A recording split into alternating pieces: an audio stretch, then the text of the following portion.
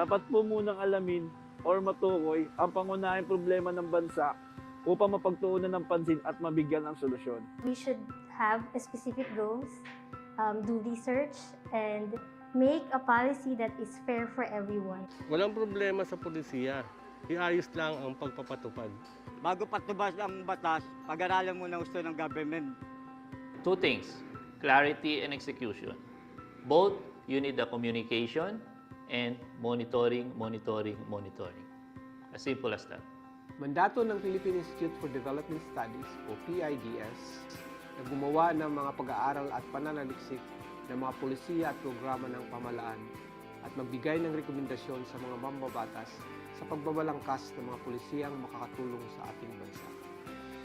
Sinusulong ng aming ahensya ang evidence-based policy making upang bigyan din ng kahalagahan ng pulisiya na batay sa datos at policy research na sumusuri sa tunay na kalagayan ng ating mga komunidad.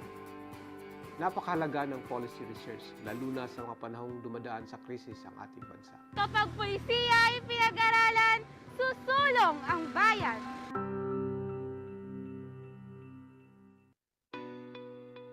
In need of references for your research? Do you want a digital library that you can access for free anytime and anywhere? You don't have to look far. SERP-P is here for you. SERP-P is an online database of socioeconomic materials produced by the Philippine Institute for Development Studies. Government agencies, research and academic institutions, and international organizations based in the Philippines. It is the country's first online repository of socioeconomic information, created for policymakers and development practitioners, researchers, educators, and students. To access SERP-P, just visit the PIDS website and click the SERP-P widget under the Databases tab, or type serp-p.pids.gov.ph. SERP-P has a wide variety of materials such as journal articles, books, research papers, working papers, policy notes, audiovisual materials, and more. As of 2022, SERP-P has more than 60 partner institutions contributing knowledge resources to the database. SERP-P provides a comprehensive coverage of references encompassing 22 research themes: labor and education, gender and development, poverty, technology and innovation, trade and industry, and many more. On the enhanced website of SERP-P, you can filter your research by keyword or author, publication type, research theme, or year published, all at the same time. SERP-P has more than 7,000 publications and audiovisual materials that you can access and download for free. What are you waiting for? Visit SERP-P now. Socioeconomic Research Portal for the Philippines, innovating knowledge exchange and policy research.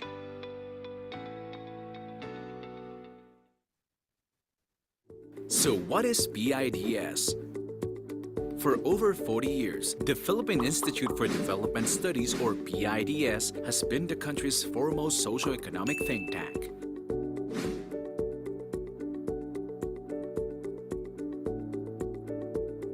It conducts rigorous and objective policy research and analyses that help the government in crafting relevant policies, plans, and programs in support of the country's long-term vision and development goals. PIDS pursues its mandate through three basic programs: research, dissemination, and outreach. Through its research program, PIDS identifies and prioritizes studies, develops proposals, and conducts research on priority areas. The results of these studies are then disseminated through different platforms, publications, online resources,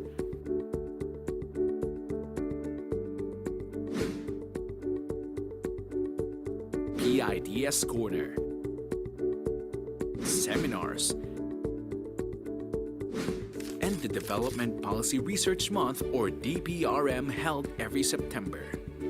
To shed light on key policy issues, the advice and expertise of the Institute's research fellows are also sought by policymakers, government agencies, private sector, and civil society. Since 1977, PIDS has completed numerous policy studies on a wide range of development topics. This brand of service has then translated to policies and programs that have improved the lives of every Filipino. Philippine Institute for Development Studies, service through policy research.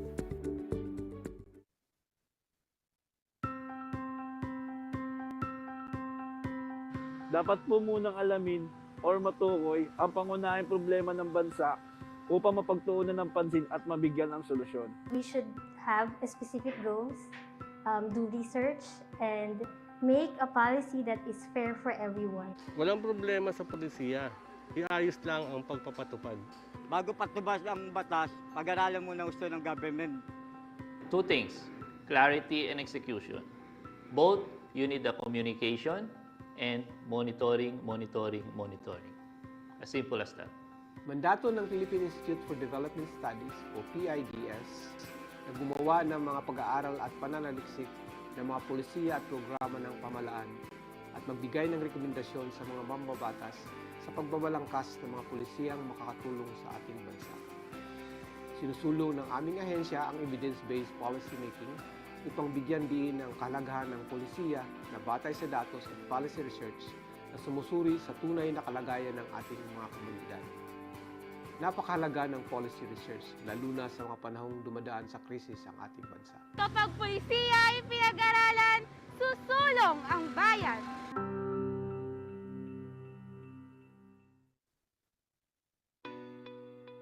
In need of references for your research? Do you want a digital library that you can access for free anytime and anywhere? You don't have to look far. SERP-P is here for you. SERP-P is an online database of socioeconomic materials produced by the Philippine Institute for Development Studies, government agencies, research and academic institutions, and international organizations based in the Philippines. It is the country's first online repository of socioeconomic information, created for policymakers and development practitioners, researchers, educators, and students. To access SERP-P, just visit the PIDS website and click the SERP-P widget under the Databases tab, or type serp-p.pids.gov.ph. SERP-P has a wide variety of materials such as journal articles, books, research papers, working papers, policy notes, audiovisual materials, and more. As of 2022, SERP-P has more than 60 partner institutions contributing knowledge resources to the database. SERP-P provides a comprehensive coverage of references encompassing 20... Good morning, everyone. We'll start in 5 minutes. If you need coffee or refreshment, you can proceed there. And if you need Wi-Fi password connection, ito po yung reference namin, okay? And many Thanks, everyone. more. On the enhanced website of SERP-P, you can filter your research by keyword or author, publication type, research theme, or year published, all at the same time. SERP-P has more than 7,000 publications and audiovisual materials that you can access and download for free. What are you waiting for? Visit SERP-P now. Socioeconomic research portal for the Philippines, innovating knowledge exchange and policy research.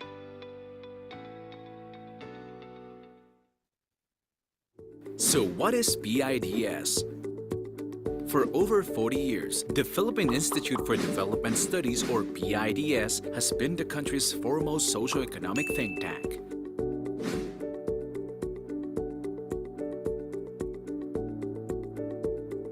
It conducts rigorous and objective policy research and analyses that help the government in crafting relevant policies, plans, and programs in support of the country's long-term vision and development goals. PIDS pursues its mandate through 3 basic programs: research, dissemination, and outreach. Through its research program, PIDS identifies and prioritizes studies, develops proposals, and conducts research on priority areas. The results of these studies are then disseminated through different platforms, publications,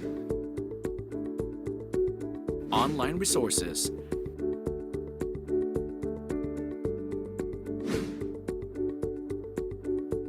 PIDS Corner, seminars, and the Development Policy Research Month, or DPRM, held every September.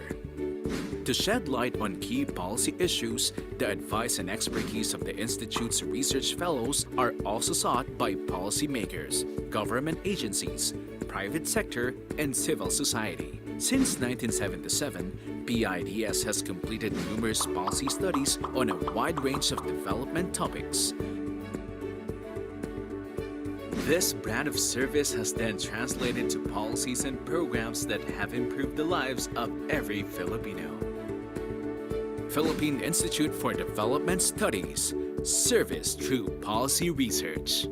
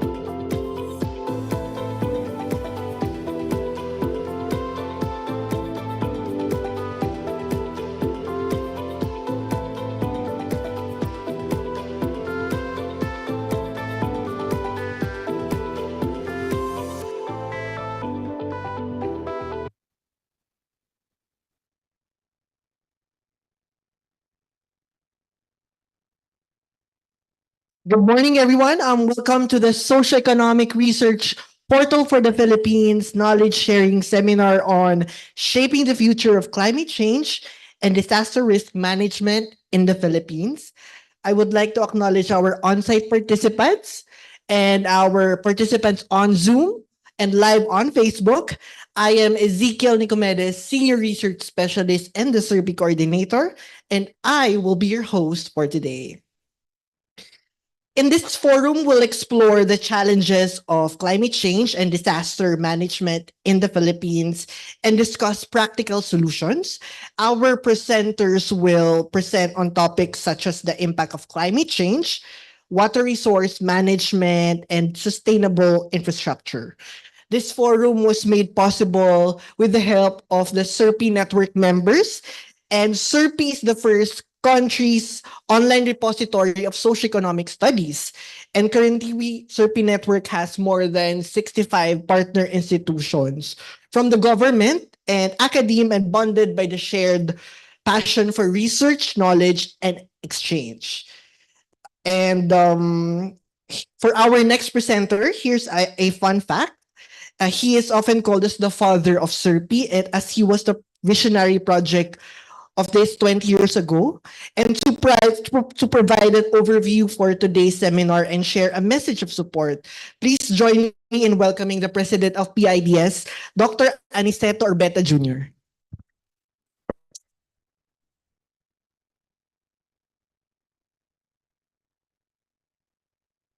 Good morning to all participants in PIDS conference hall and in Zoom, and those watching at the PIDS and SERP-P Facebook pages. Welcome to our knowledge sharing forum titled Shaping the Future of Climate Change and Disaster Risk Management in the Philippines.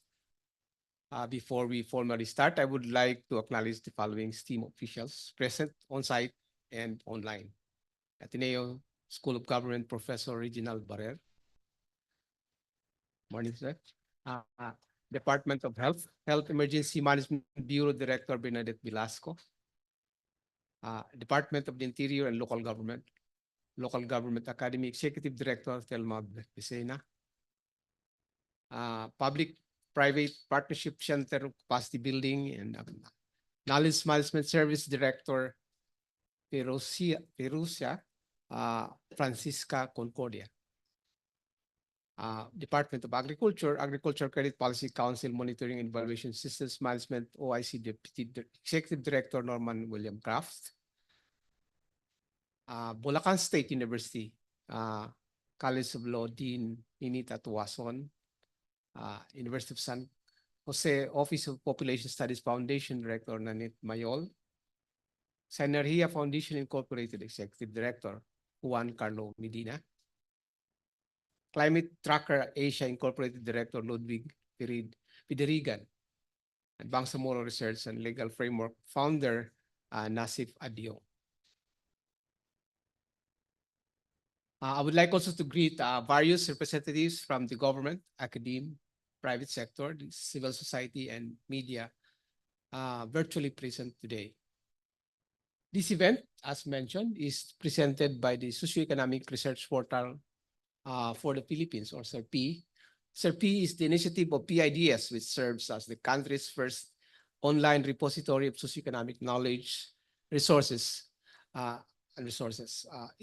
It has evolved into a network of over 65 partner organizations committed to knowledge generation and open access initiatives. In today's seventh installment of the SERP-P knowledge sharing series, our presenters will explore the complexities of climate change and disaster risk management at both national and global levels, offering effective solutions. This discussion is especially important because the Philippines is highly vulnerable to natural hazards such as typhoons, earthquake, volcanic eruptions, and landslide. According to the 2023 World Risk Report, the Philippines remains one of the most disaster-prone countries in the world. Climate change significantly impacts our lives, worsening the effects of natural disasters. From 2010 to 2019, extreme natural events and disasters caused damages amounting to 463 billion, with a peak impact of 4% of our GDP product in 2013. The devastation of Typhoon Yolanda, or also known as Haiyan, resulted in the tragic loss of 7,056 lives, underscoring the severe human toll of these disasters. These numbers reflect not just statistics, but also countless stories of families and communities still struggling to rebuild a decade later. In addition to these impacts, our water resources are under increasing pressure. The country faces growing challenges due to population growth, urbanization, ecosystem degradation, and pollution. Despite this, despite an estimated annual freshwater supply of 146 billion cubic meters, the current withdrawals total 91 billion cubic meters, highlighting the urgent need for efficient water resource management. Storms, floods, and droughts also pose significant economic threats, and analysis using the GSD Aquanomics model projects that this hazard will reduce our GDP by USD 224 billion from 2022 to 2050, or an average annual loss of about 0.7% of GDP. Storms and floods alone are expected to account for over 97% of these losses, affecting agriculture, manufacturing, and tourism. These risks emphasize the necessity of a long-term water management policy to mitigate disaster effects and protect critical economic sectors. As a country highly vulnerable to climate change, adopting nature-based solutions such as reforestation, mangrove restoration, sustainable agriculture, and green infrastructure is crucial. These approaches are essential in combating climate change. Data from the World Bank indicate that they could contribute up to 37% of the emission reductions needed by 2030 to keep global temperature rise below 2 degrees Celsius. Additionally, these solutions align with the United Nations Sustainable Development Goals, yet they remain underutilized and underfunded. Prioritizing nature-based approaches is essential to addressing societal change sustainably. President Ferdinand Marcos Jr. acknowledged the ongoing climate crisis and the global call for climate justice in his recent State of the Nation address. He highlighted the country's proactive stance on global climate responsibility, including its role as a member of the host country of the UN Loss and Damage Fund Board. This new financial mechanism established at the 2022 Conference of Parties of the UNFCCC or COP27 and reaffirmed in COP28 in 2023 aims to provide financial assistance to developing countries like the Philippines that are particularly vulnerable to adverse effects of climate change. This morning, we are honored to have esteemed presenters from SERP-P network to discuss these strategies further. PID Senior Fellow Dr. Sunny Domingo will be our first presenter and discuss his study on climate change and disaster-related loss and damage accounting. Following him is the National Water Resources Board Section Head of Water Rights Division, Attorney Giselle Diaz.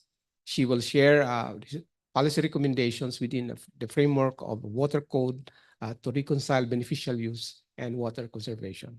Finally, UP Los Baños College of Public Affairs and Development Assistant Professor Samantha de los Santos will further enlighten us on the UPLB's effort to mainstream nature-based solutions in infrastructure planning in the Philippines. As we celebrate the National Disaster Resilience Month, this knowledge-sharing session aims to uncover and propose effective forward-thinking solutions. Let us collaborate and refocus our efforts, sharing insights to pave the way for a more resilient and sustainable future. Thank you, and I look forward to a fruitful discussion.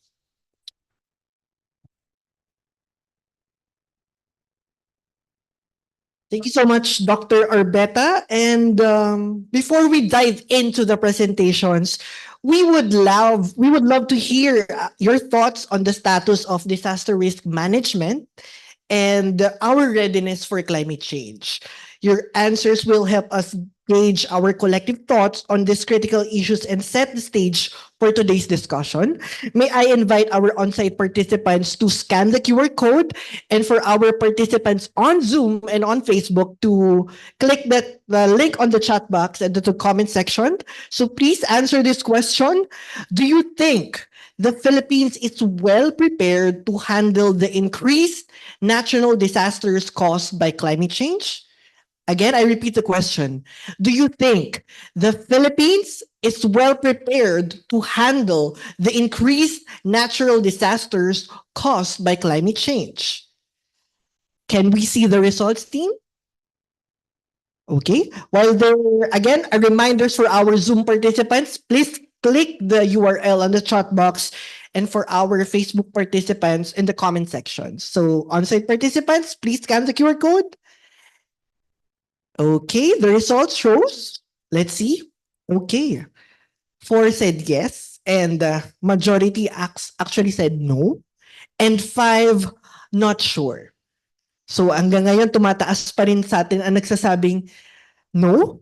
The question is, do you think the Philippines is well prepared to handle the increased natural disasters caused by climate change?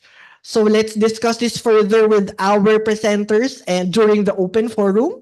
So, final reminders for our on-site participants, if you have questions, we can, the presenters can address it during the open forum. And for our Zoom participants, please use the Q&A button. And for Facebook, just put your questions in the comment section. Our next, first presenter will join us today to share his study on climate change and disaster-related loss and damage accounting. Dr. Sonny Domingo is a senior research fellow at PIDS, and he has more than 3 decades of extensive multi-sector technical and policy research exposure in agricultural R&D and extension, natural resource management, and disaster risk reduction and management. He obtained his BS and master's degree from UP Los Baños and his PhD in applied economics from the Orange campus of Charles Sturt University, Australia, as a fellow of the Australian Centre for International Agricultural Research. Let's give a warm applause to Dr. Sonny Domingo. Sir?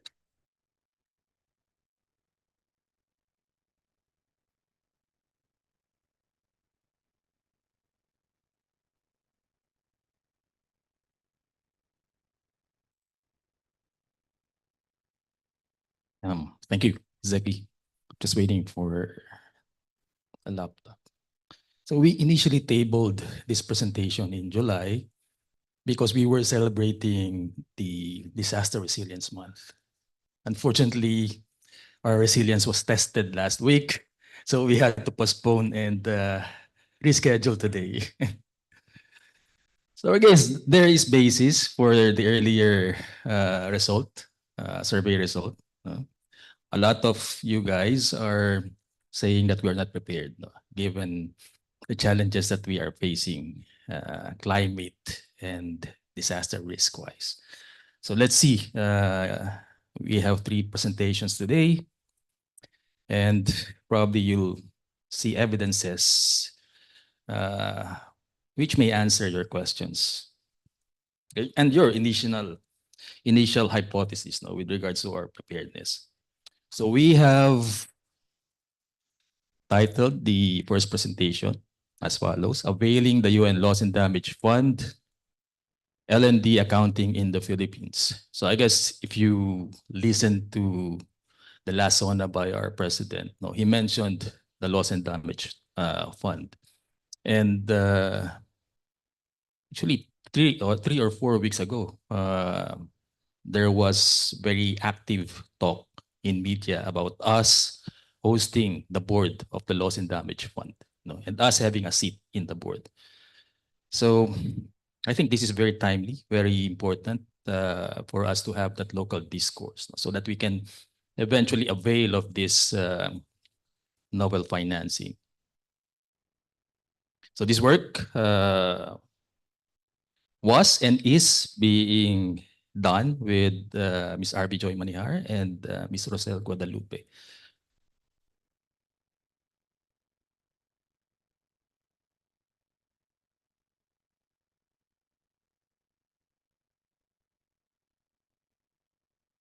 Sorry, but it's not moving.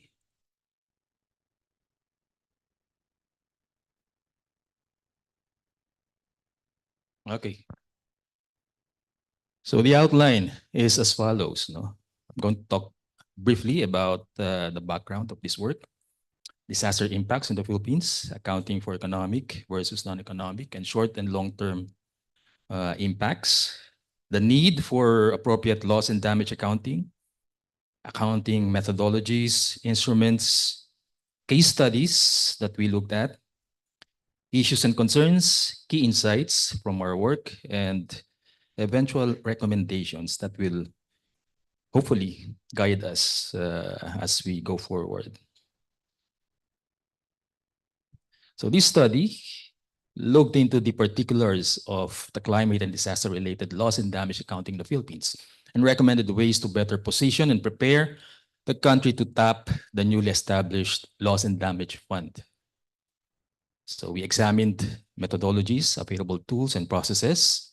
We gathered insights from our stakeholders, both at the national and subnational levels. We documented loss and damage accounting in the Philippines via our case studies. We investigated resource inputs and provided recommendations. The work is still ongoing, so if you're just going to look at what we have in our website, it's incomplete. But very soon we'll be posting an updated version of the paper.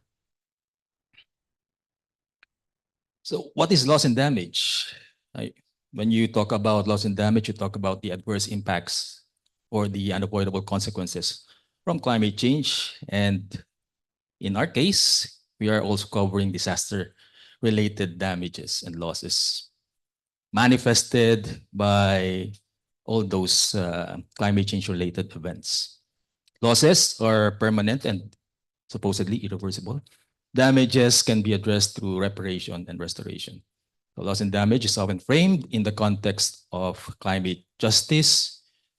There is the need for reparation and goodwill to poorer nations that usually produce lesser GHG emissions but are the most affected by climate change and disaster events. So the UN Loss and Damage Fund actually is 3 decades in the making. No? They started early in the 90s. And then just last year, they were able to operationalize the fund. And this year, I think they've had a couple of meetings already. The board has been meeting actively this year. And then just within this month, well, last month, July, the president announced that we are actually hosting the board of the Loss and Damage Fund. So 3 decades of global debates as to whether this will materialize. We have had so much resistance from our developed partners because, well, this may become a precedent for legal challenges from the developing countries. Vulnerable countries lobbied, small island states lobbied for the inclusion of a fund in the UN Framework Convention for Climate Change. Loss and Damage Fund, its creation was actually, well, manifested in 2 COP events, the 27 and 28, conducted or held in 2022 and 2023. So now we are actually looking at a very good place in terms of implementing this novel fund for reparation. UNEP 2022 Adaptation Gap Report indicates that adaptation finance flows to developing countries are low. Loss and damage estimates are around 300 to 500 billion, reaching around 20% of the collective GDPs of our developing countries. And we are looking at around 600 billion per year as the needed funding by 2030.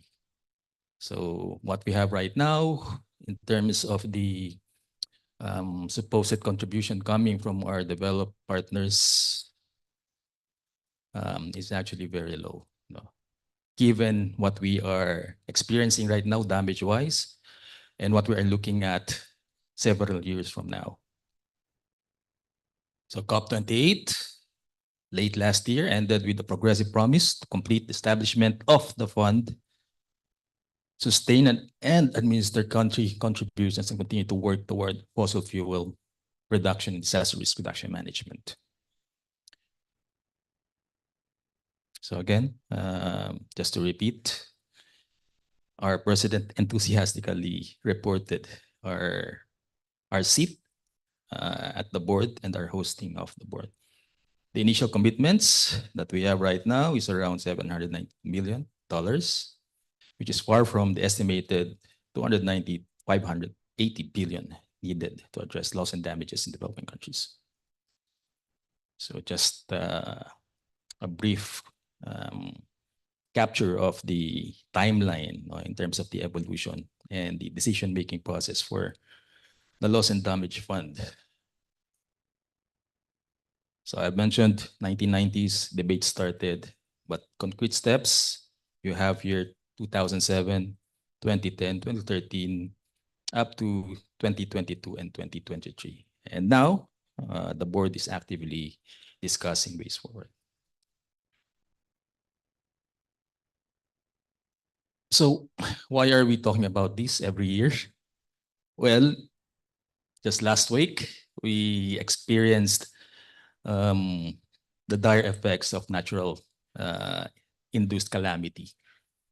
And globally, we are #1 in terms of ranking risk-wise. So top tayo for 2 consecutive years, 2022 and 2023, in terms of the World Risk Index. So the acceptance that we are prone to disaster events and that we have so much risk in terms of climate change related impacts is a given right now. So just very briefly, historically, we can cite so much number-wise, no? But looking at this table, the greatest damage that you'll see are from hydromet-related events. So looking at climate change, you are essentially also pointing at that one big hydromet-related risk being increased. Also in the Philippines, if you look at our regional data, the highest disaster impacts are in our island communities. So look at Mimaropa, Region 6, Region 7, Region 8 as top performers in terms of losses and damages from disaster events.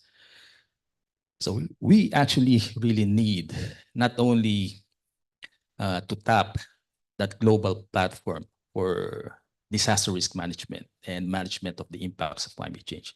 We have to make sure that what we have locally are structurally strong and able to adopt and manage the risks that we are experiencing yearly. So over the years, mortality spikes are manifested for major events, and the number of affected individuals are on the rise. So issues are current and past concerns, as well as future items that we need to address seriously. That's why we need an appropriate platform for loss and damage accounting. But this is actually not new, because every year we have been reporting numbers in terms of losses from major disaster events. And looking at the next two slides, you'll be able to see the importance of what we are doing, and also the gaps in terms of what we are accounting for losses and damages wise. So in this slide, we look at economic and non-economic impacts, essentially highlighting the invisible toll of disasters stated by UNDRR.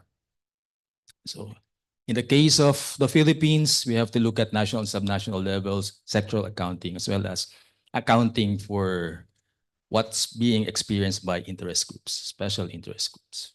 So there are a lot of damages and losses that we are not tallying or accounting for. Why? Because it's actually easier to look at direct losses and damages. Aside from the previous classification, we also can look at the short run and long run impacts of disaster events. Short run, you look at casualties and the destruction of assets. You look at productivity and product flows. You look at economic activities, including residual lags. In the long run, you may consider intergenerational damages and impacts. What's positive is that certain disaster events result to better creativity and innovativeness among our local populations. So that's a positive, a good thing in a sea of concerns. A study presented by Hughes and Shang in 2013 showed that long-term human and economic losses are much larger than immediate losses. Study posits that over a 25-year period, long-term losses exceed by a factor of 15. So we see more numbers when it comes to us tallying losses in the long term. So what do we have method-wise? Well, we've been hearing that the OST has been modeling, doing some modeling work. But right now, what we use in terms of loss and damage accounting really are needs assessment methodologies. And that includes the DALA, or the Damage and Loss Assessment Methodology, and the Post-Disaster Needs Assessment Model, or PDNA. So if you go over the internet and the postings coming from the national government, you look at the major disaster events, and you'll see that PDNAs are there, tallying all the supposed losses and damages that we have incurred in those major disaster events. But if you look at some of our more progressive neighbors, they have been using risk assessment methodologies, more progressive instruments and tools in terms of accounting pre- and post-disaster related impacts. So you see there what's been used by the Australian government as well as the United States, no, through FEMA and EMA. So that may be a way forward. Needs assessment as methodology versus risk assessment. So it's us possibly upgrading what we're doing right now. Again, just to look at what we have, and this is from the study by Gabriel, Pulhin, and Lasco. So in terms of assessment, you have the DALA. In terms of analysis, you have PDNA. Two very important methods in terms of us accounting for losses and damages from disaster events. May those be from climate change related reasons or man-induced disaster events. And just to give further clarity, we looked at some of our major disaster events as case studies. And you'll see there that we have indicated an array of concerns.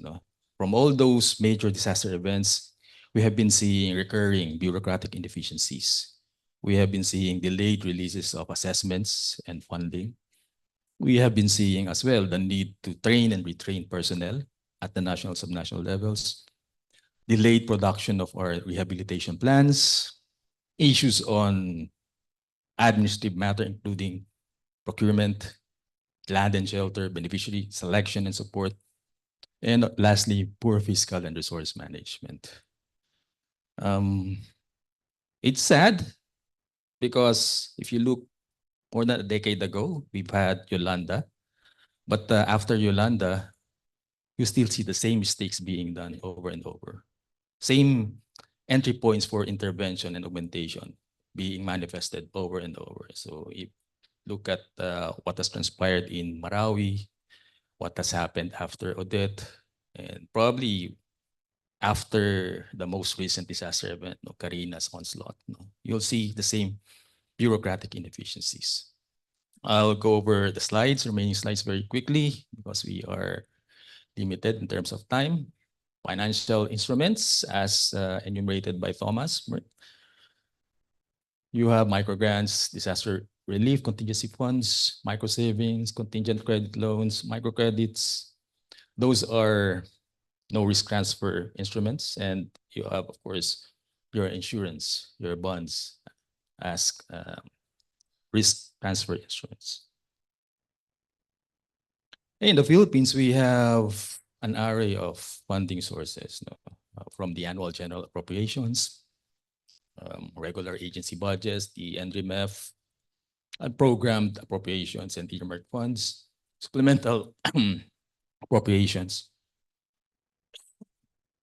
the local disaster risk reduction management fund, ODA loans and grants, assistance coming from outside, donations, GFIs and GOCCs, as well as our local funds in our LGUs.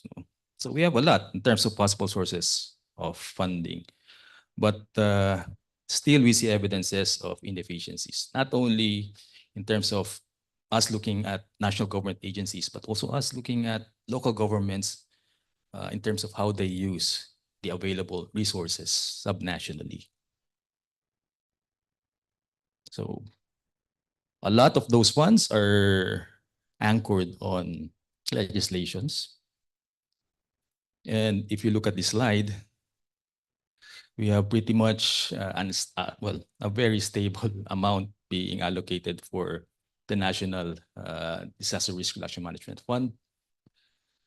To your right, the upper right, you see what the LGUs have been doing in terms of utilizing their local disaster risk reduction management fund.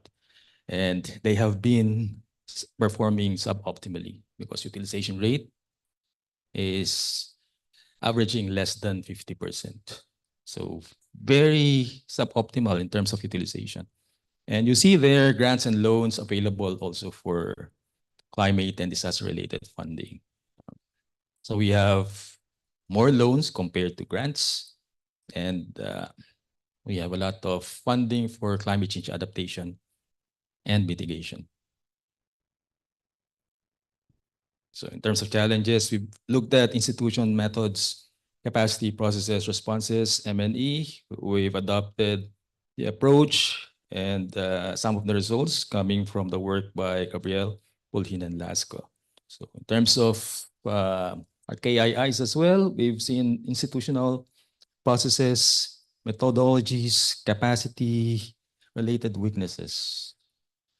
And I'll try to elaborate more on this in the following slides.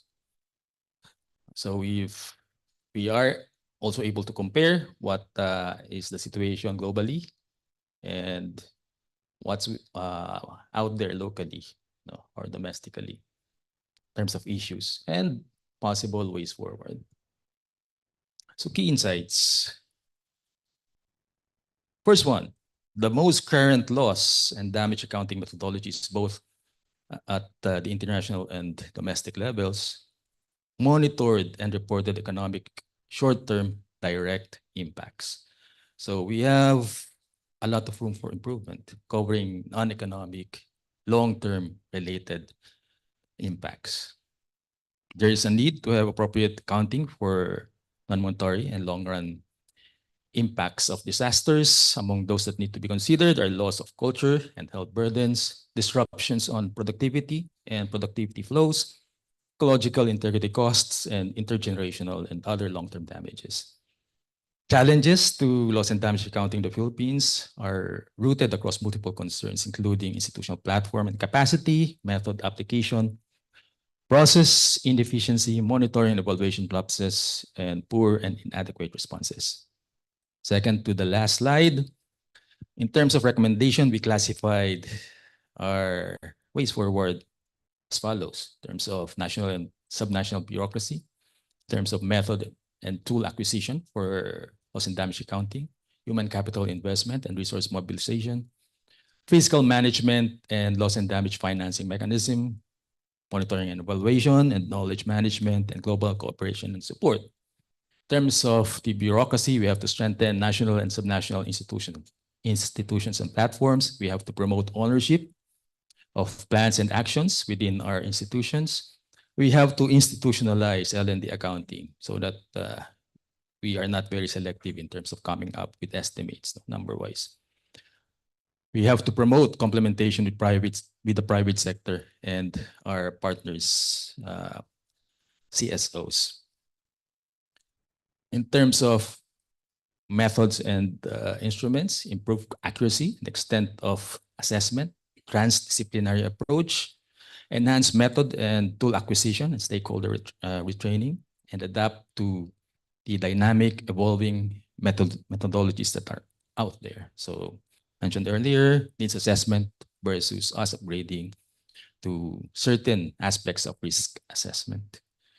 Human capital investment and resource mobilization, assure resource availability for the RRM, address inefficient procurement processes within the bureaucracy, improve capacity building and institutional augmentation. Address suboptimal funding facility and fund availment and use, particularly among local governments and affected communities. Institute a stronger local loss and damage fund system for seamless interface with global fund requirements. Maybe it's worth simulating our supposed interface, in terms of us trying to tap this new global fund. It may be us instituting our local version of loss and damage fund system and management.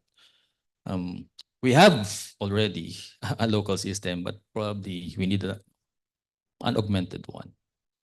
So in terms of M&E and knowledge management, strengthen, of course, platforms for knowledge management, establish comprehensive and baseline data sets to guide interventions, augment monitoring and evaluation and reporting systems, capture cases and narratives, best practices. So this was articulated by our CSO partners. We've been looking at numbers, but there are a lot of stories out there that we need to document. Promote awareness and disseminate information. And lastly, in terms of global cooperation, tap regional global cooperation platforms for CCDRR and capitalize on the new UN Loss and Damage Fund. Ensure strong representation to the L&D Fund. Of course, we have a seat in the board, and now we are hosting the board. push for global standard setting, and that's very important in terms of us availing as well. So that global standard should be also applied locally. So last slide, let us better the country's institutional mechanisms and capacity for climate change and disaster impact assessment and reporting. With that, thank you very much.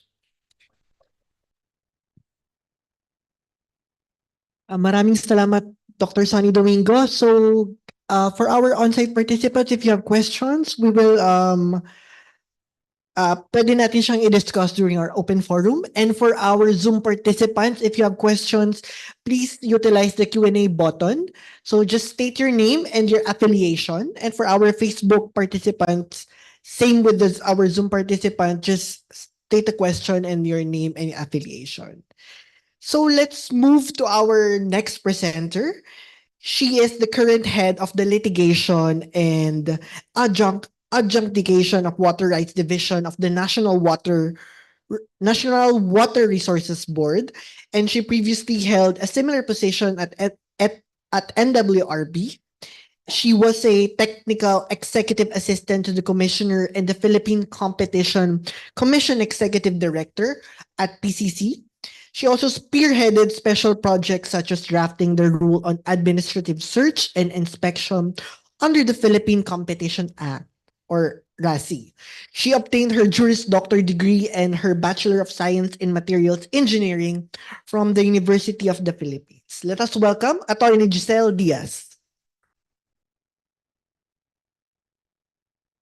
Good morning. Thank you, Zeke. So just to manage your expectations, as Zeke stated, I am a lawyer, I'm not an economist, and I am with the Water Rights Division, so I'm involved in the operations of the NWRB. But our setup in the NWRB is that we barely have a legal unit. So what the policy division does is it taps lawyers from different divisions to help them with their legal study of the policies that they are proposing. So that's how I came to be involved in policy with the NWRB. So I'm happy that this event finally pushed through. I just thought that it's ironic that I am going to be talking about the conservation of water when our event was postponed due to too much water last week. It just goes to show that sometimes we have too much water, not just not where we need it. So again, this is a legal study that I conducted on the current Philippine water law on allocation, particularly the legal regimes in place that are contradictory to our goal of conserving water resources. So when we talk of conservation of water resources, I like to say that there are two sides of the coin. One side is probably more familiar to the general public, which is the side that relates to demand management, fixing leaking faucets and using buckets to clean your cars, etc. But there's that other side that I believe can be more impactful than the general public's collective action. So and that side is the conservation of water allocated to appropriators, and that will be our topic for today. So this slide shows the decrease in water usage ratio of a certain manufacturing plant in Central Luzon. These graphs were submitted as a part of their entry to the World Water Awards early this year, and I was a part of the selection committee. When we came across, so what the participants did was to submit entries and make their case why they should be awarded during that event. So I was part of the selection committee, and when we came across these graphs, the common question in the room was, shouldn't the NWRB be canceling a portion of their water permit? Because it turns out they don't need that much water. But of course, water use ratio is not a good metric of that. It is the ratio of water used to beverage production. So it can be a case that a decrease in water use ratio does not mean that they actually reduce their water consumption. It can be a case that they were able to increase their production while using the same volume of water allocated to them. Still, the question was born, is there a conflict between the conservation of water and the concept of beneficial use? So this is going to be the flow of my presentation. That was my introduction. Next, we go to the historical background of Philippine water law regime on the appropriation of water. And then we will discuss beneficial use and prior appropriator rule. Why I think there's a disconnect between beneficial use and conservation of water. And then we look at how we overcome these challenges. So let us situate Philippine water law within the context of our history. So this is the chronology of the legislations on the allocation of water. So we have the Spanish law on waters in 1866, which was adopted here via royal decree in 1879. Then we have the old civil code, which is just essentially the Spanish civil code in 1889, which codified some provisions of the Spanish law on waters.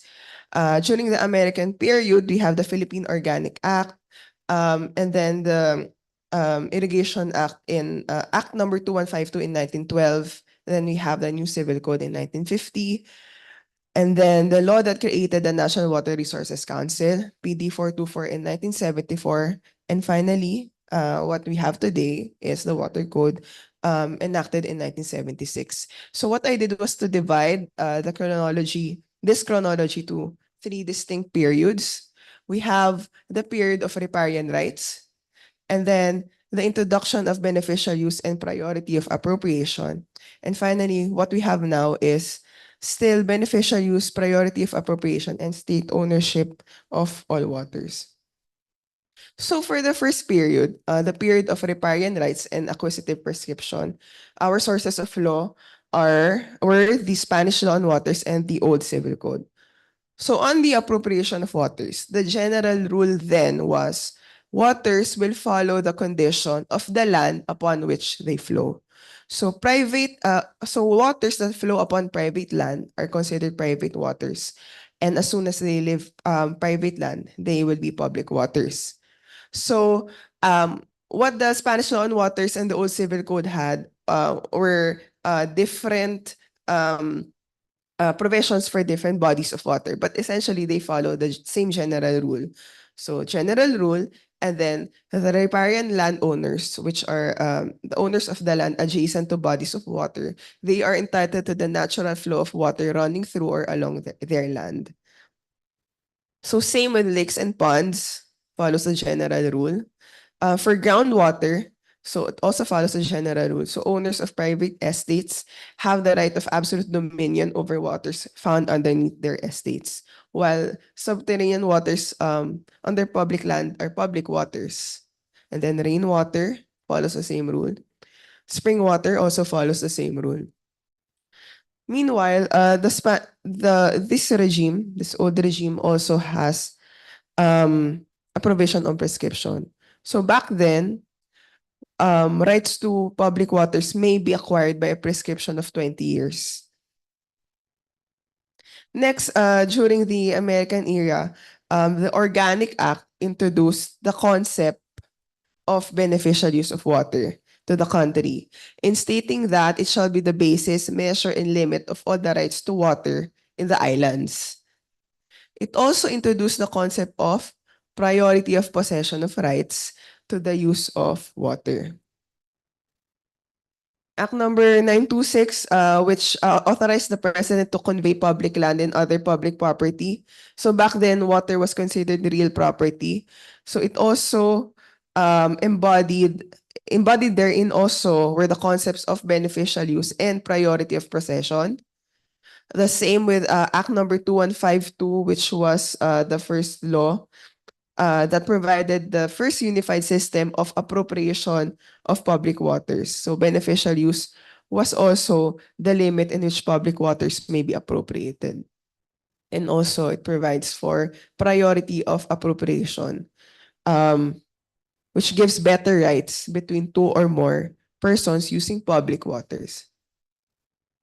But during this era, even though the beneficial use and priority of appropriation were already introduced, the old system of appropriation, which was riparian rights, and prescriptive acquisition, were still in place. So with the new civil code, um, it classified waters into waters of public dominion and waters of private ownership. And also, it stated that waters may be acquired by administrative concession, which was the system put in place by Act number 2152, or still by prescription for 10 years. There. So with our current system of water rights, we start, of course, the water code. So we start with the underlying principles of the code, which states that all waters belong to the state. So this repealed those provisions of the new civil code.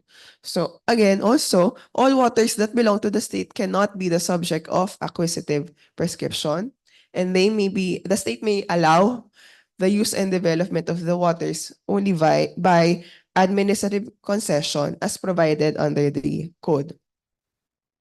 But still, the measure and limit of appropriation of water shall be beneficial use. But we now have a more extensive definition for beneficial use. So it is the utilization of water in the right amount during the period that the water is needed for producing the benefits for which water is appropriated. So there are three elements of beneficial use, which we will look at later. Also, priority in time of appropriation shall still be given better right. So now that we have introduced the concepts of beneficial use and prior appropriator rule, let's have an in-depth look. So beneficial use is a concept that we borrowed from the Western United States. So because as you saw earlier, it was only introduced here in 1902 with the Organic Act. So many state statutes in the United States describe beneficial use as the basis, measure, and limit of a water right. So in Texas, this is the definition of beneficial use. Somehow similar to ours. So these are the common beneficial uses. Some of these are similar with ours.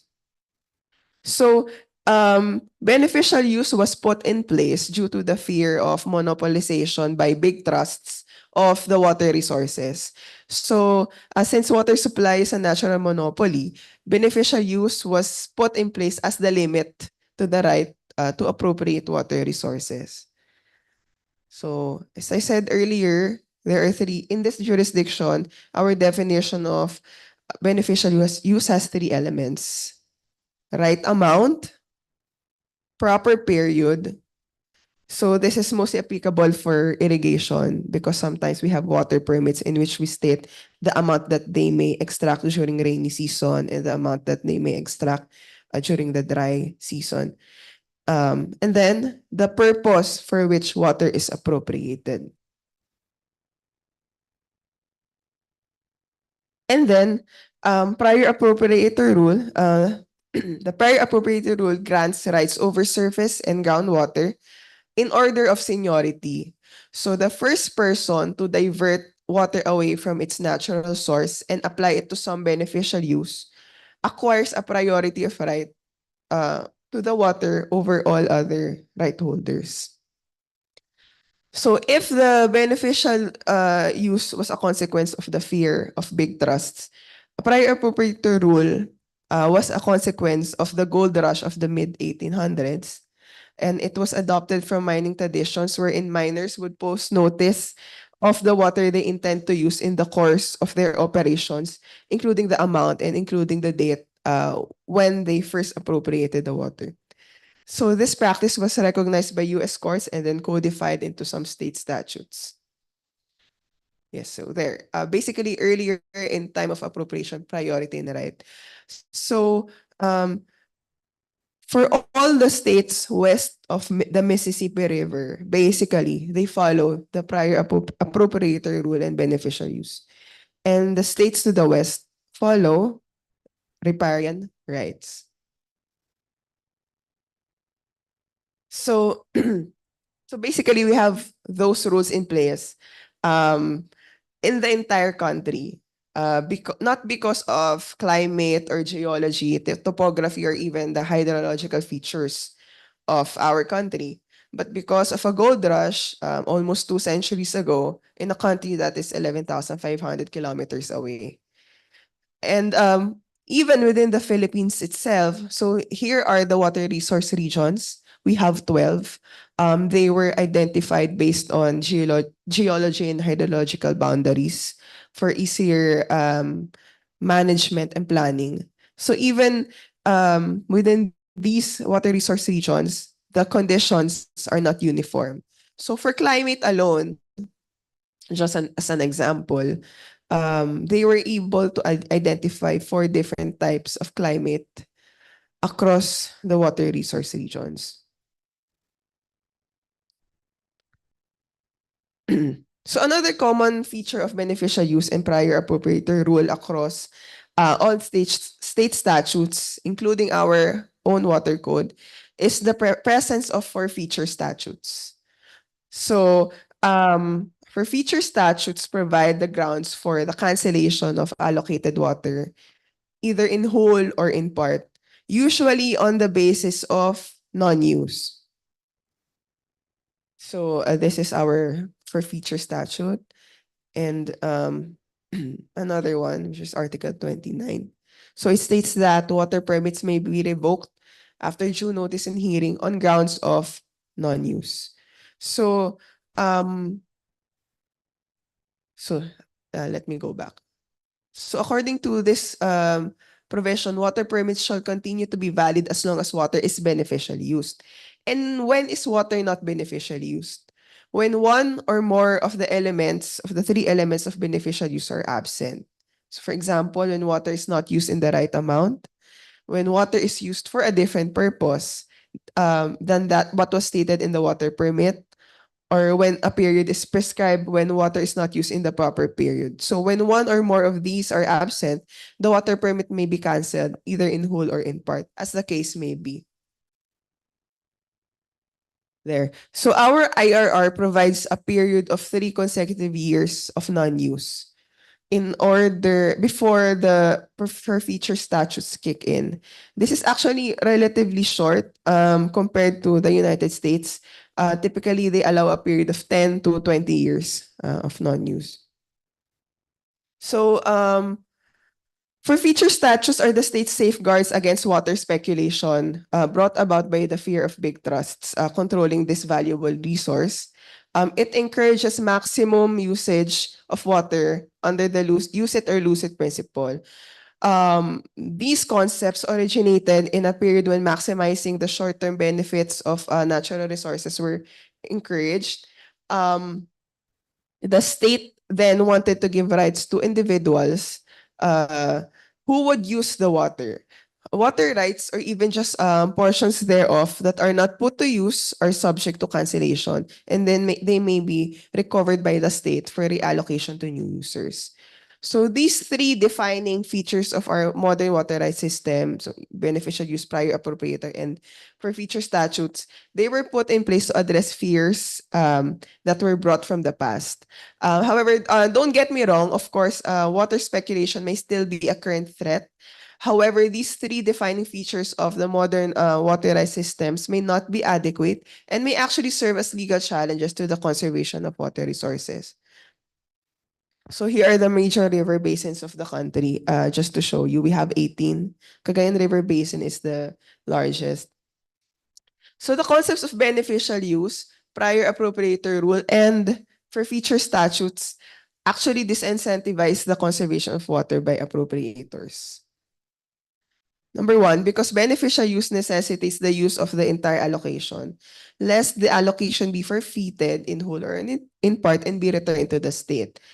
So the way we we compute allocation is that an applicant will inform the board of its present needs, and based on those present needs, once we are able to validate those, we compute their water requirement. Of course, there are intricacies to this, but basically, that's how we do it. So this poses a significant obstacle to sustainable water management because the risk of losing a water right or a part of it creates a strong disincentive against reducing its use. Thus, appropriators will continue to use water at historical rates and through historical means, which also inhibits innovation. So we have here data on the allocated water resource by source based on the water permits issued by the NWRB as of December 2022. For surface water takes up majority of the chunk, and around 52% of the country's water resources. But this only accounts for surface water and groundwater because we cannot measure seawater and rainwater. So they're already allocated for different purposes. Number two, the purpose of appropriation is inherent only to the user in the particular time and state. So we have here data on the allocated water resource by purpose. Power takes up majority, but this is mostly non-consumptive.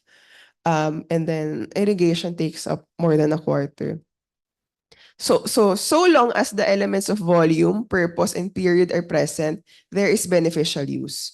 Never mind that a particular volume of water can be put to another use that is actually more beneficial to the community or to the environment.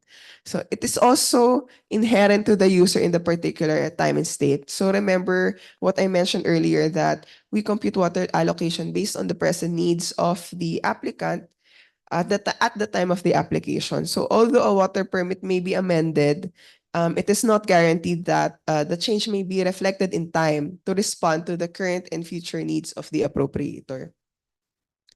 So there is also difference. The current system is different towards appropriators, not only with respect to the seniority of rights, but also to the purpose for which water will be appropriated.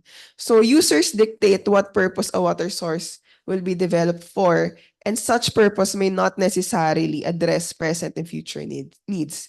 So so also water permits are perpetual. So as long as there is beneficial use and there are no grounds for cancellation, they shall remain valid, and it is not easy to put a water right to another purpose, even though the change might address present or future needs. And for feature of water rights, as I said earlier, due to non-use pose a disincentive as a disincentive to the reduction of use of water.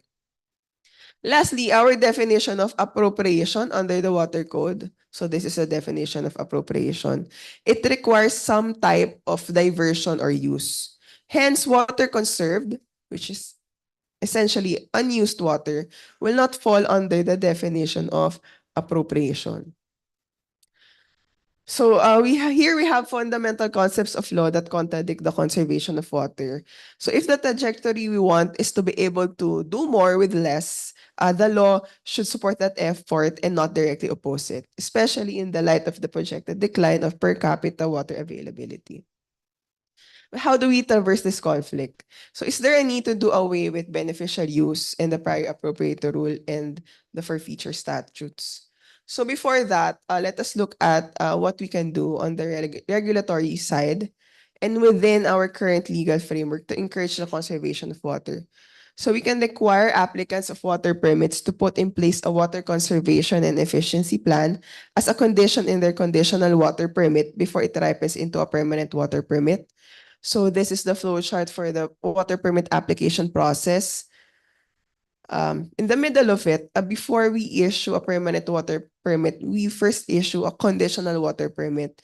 The conditions therein, the applicants must comply with a period of 1 year. So we can require them to put in place that plan as a condition before it ripens into a permanent water permit. Also, we can require water conservation and efficiency plan as a prerequisite for petitions for increase in allocation, and in case they will want to circumvent that rule, as a prerequisite for new water permit applications of water permittees in the same area for the same purpose. And we can include it in the monitoring of our agency. We can include the implementation of the plans in our agency monitoring. However, even if we have to have these rules in place, appropriators are still required to make use of their entire allocation because they are still required under the law to put water to beneficial use. So what the water conservation and efficiency plan will result to an increase in their production using the same amount of water allocated to them, but not necessarily to a decrease in consumption. So back to my question earlier, beneficial use and prior appropriator rule can be adapted to changing present and future needs. But first, we need to change the definition of appropriation so as to not limit it um, to some type of use or diversion. So in some jurisdictions, conservation is expressly identified as a means of appropriation. Next, we can make conservation under a conservation program approved by the NWRB a secondary purpose in a water permit. So secondary purpose, so as to still prevent speculation. This way, the water conserved due to the user's conservation program will not be subject of forfeiture as long as the primary purpose is met because water conserved is water beneficially used. Of course, this will only be effective when coupled with strict monitoring and implementation of forfeiture statutes due to actual non-use, coupled with disincentivizing petitions for increase for allocation. So we want to put more pressure on the users to be more efficient rather than put pressure on our resources. Lastly, reducing the disincentives to sustainable practices posed by beneficial use and the prior appropriator rule is only one step forward towards prior appropriator system aligned to meet the changing needs of the country. And it is a small step. But beyond legal rules, a driving force in encouraging efficiency and reallocating uses is a more proactive agency mandate. So with a more proactive agency mandate, there will be a more proactive exercise by the state of its ownership of all waters. And the state will not be bound by deference to the appropriators. So more than just granting water rights, an agency with proactive powers will not be bound by deference to appropriators, and the development of water resources will not be bound by deference to such appropriators. Rather, a proactive agency will be able to match supply to present and future demands. And a proactive agency will be able to utilize short-term transfer mechanisms such as a water rights trust program or the water banks. So by way of conclusion, let me invite you to the whereas clauses of the Water Code, its declaration of policy.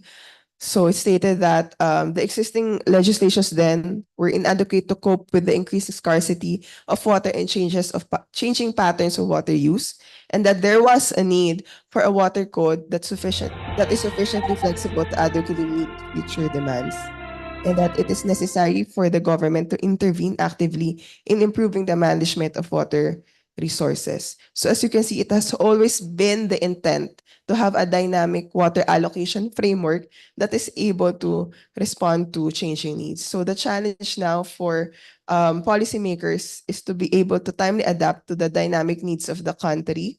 And a small but important first step is reducing first the active legal disincentives against the reduction of water use in order to support future supplies. And the next step is to empower our agencies to more proactively manage the new opportunities that will be unlocked. Thank you very much.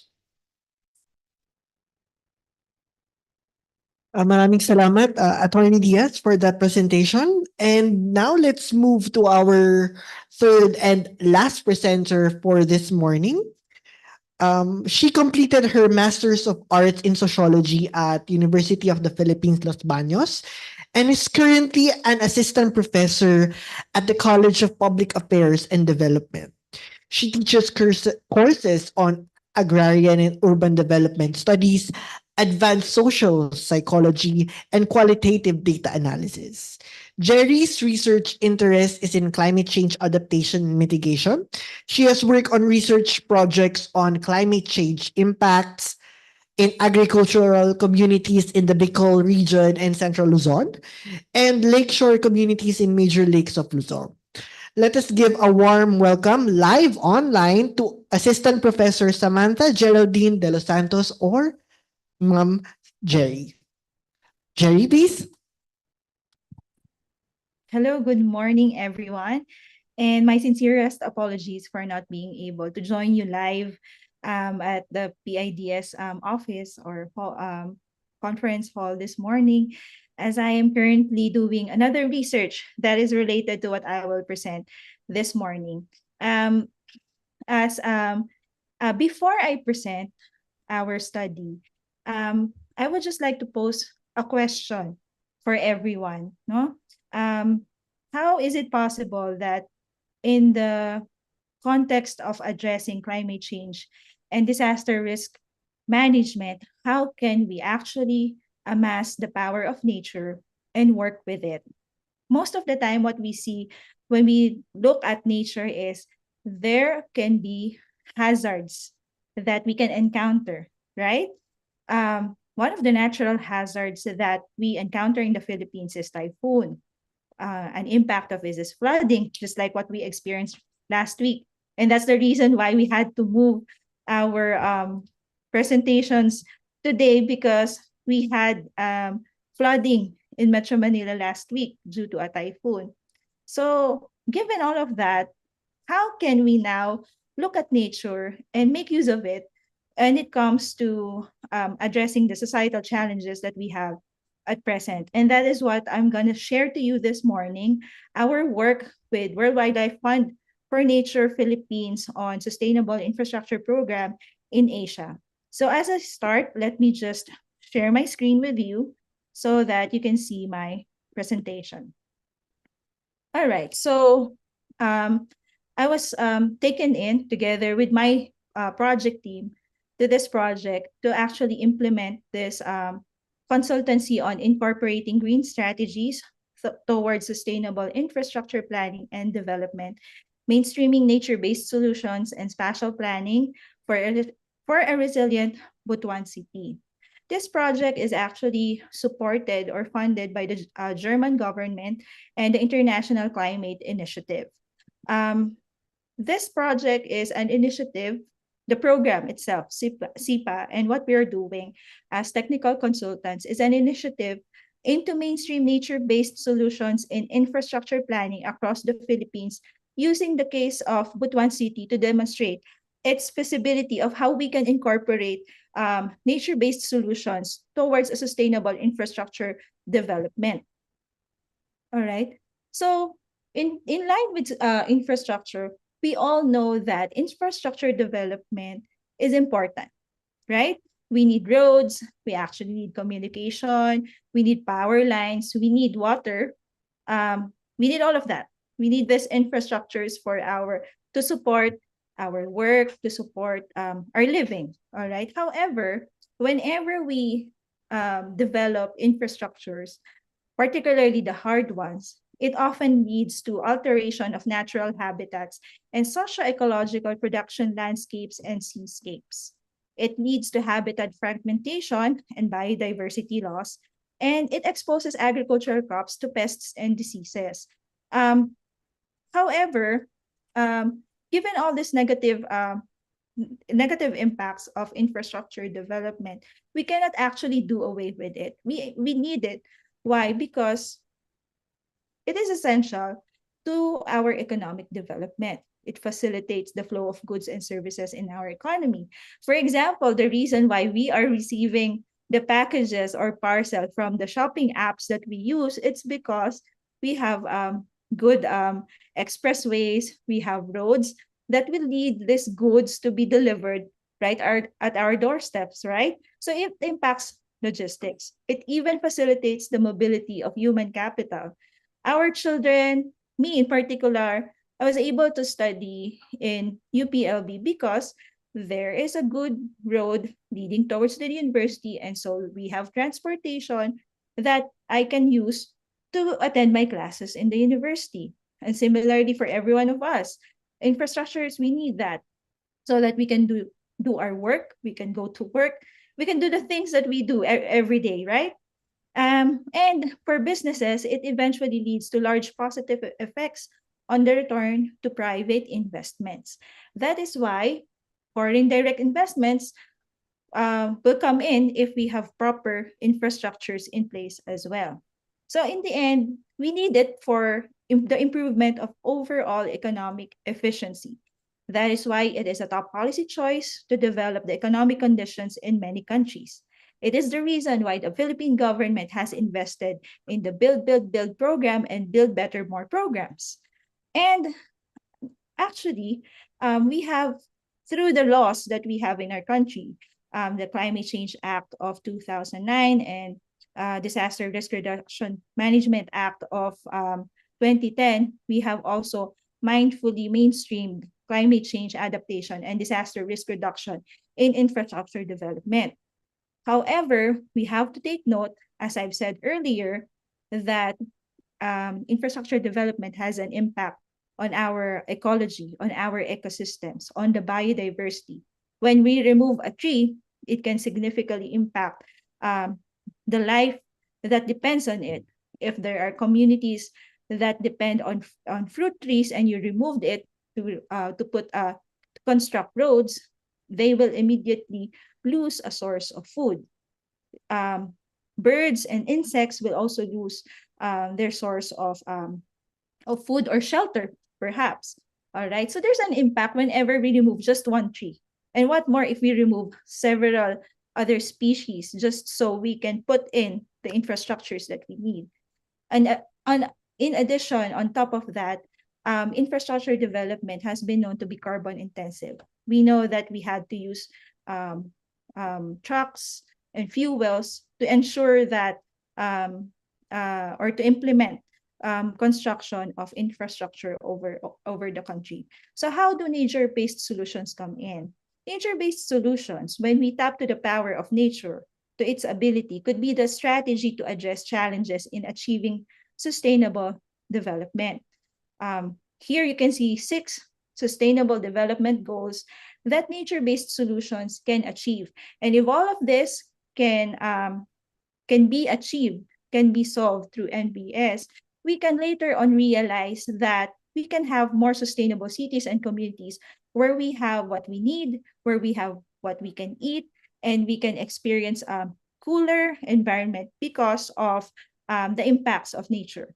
We all know that trees can help not just sequester carbon, but it also helps with urban cooling. Cities right now are experiencing urban island heat because we have lost the green spaces within our cities. And through NBS, we can recover these green cities if we just plan well how we can incorporate or mainstream NBS in our infrastructure planning, but urban planning as well. All right. I've been talking so much about nature-based solutions, but what are these really? What is this about? According to the International Union for the Conservation of Nature, NBS is a solution to address societal challenges through actions to protect, sustainably manage, and restore natural and modified ecosystems benefiting people and nature at the same time. IUCN also released a framework to help us better understand how it can help us solve societal challenges that we have.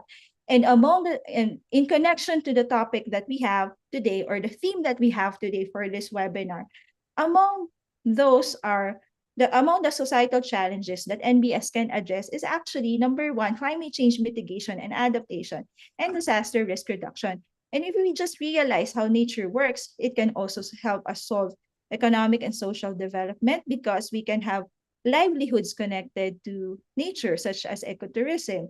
It can help support human health if we have cleaner air, food security because our food comes from nature, water security as well. It helps with improving water yield, all right, seasonal water yield in the country. And of course, it helps with environmental degradation and biodiversity loss if we tap on or if we improve planning to incorporate green spaces within our communities and cities. All right. Most importantly, when we talk about nature, let's just go back to a little bit to our grade school or probably high school science. Nature provides various ecosystem services.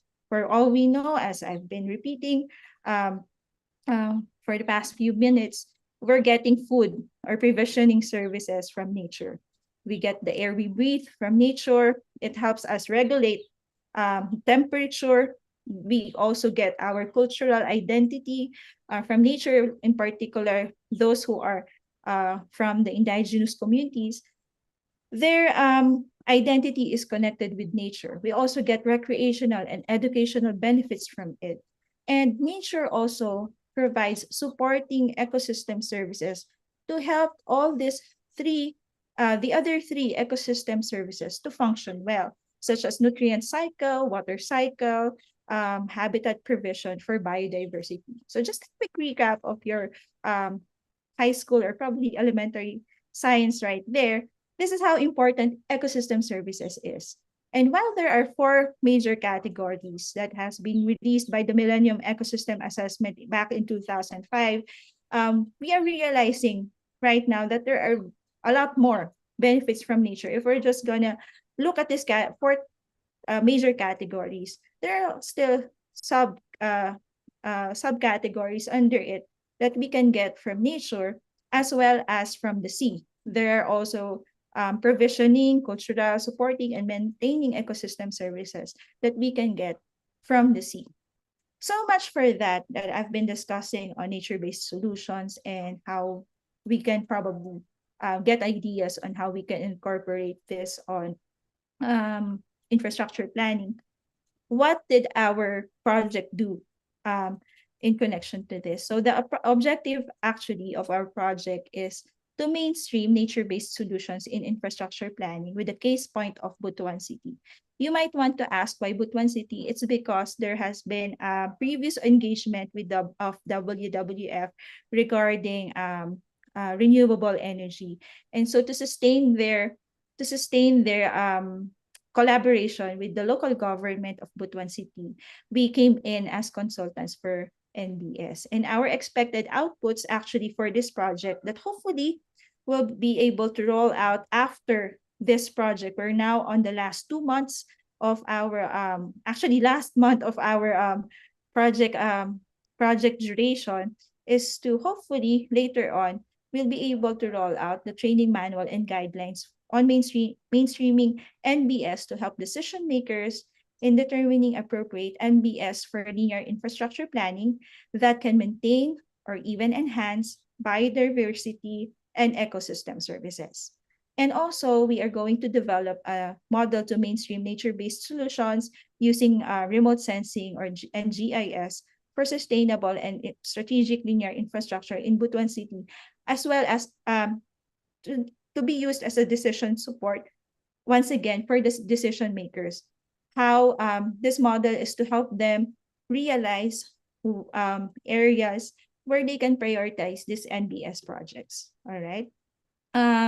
Just to give you also further appreciation of why it's important to realize right now that NBS is needed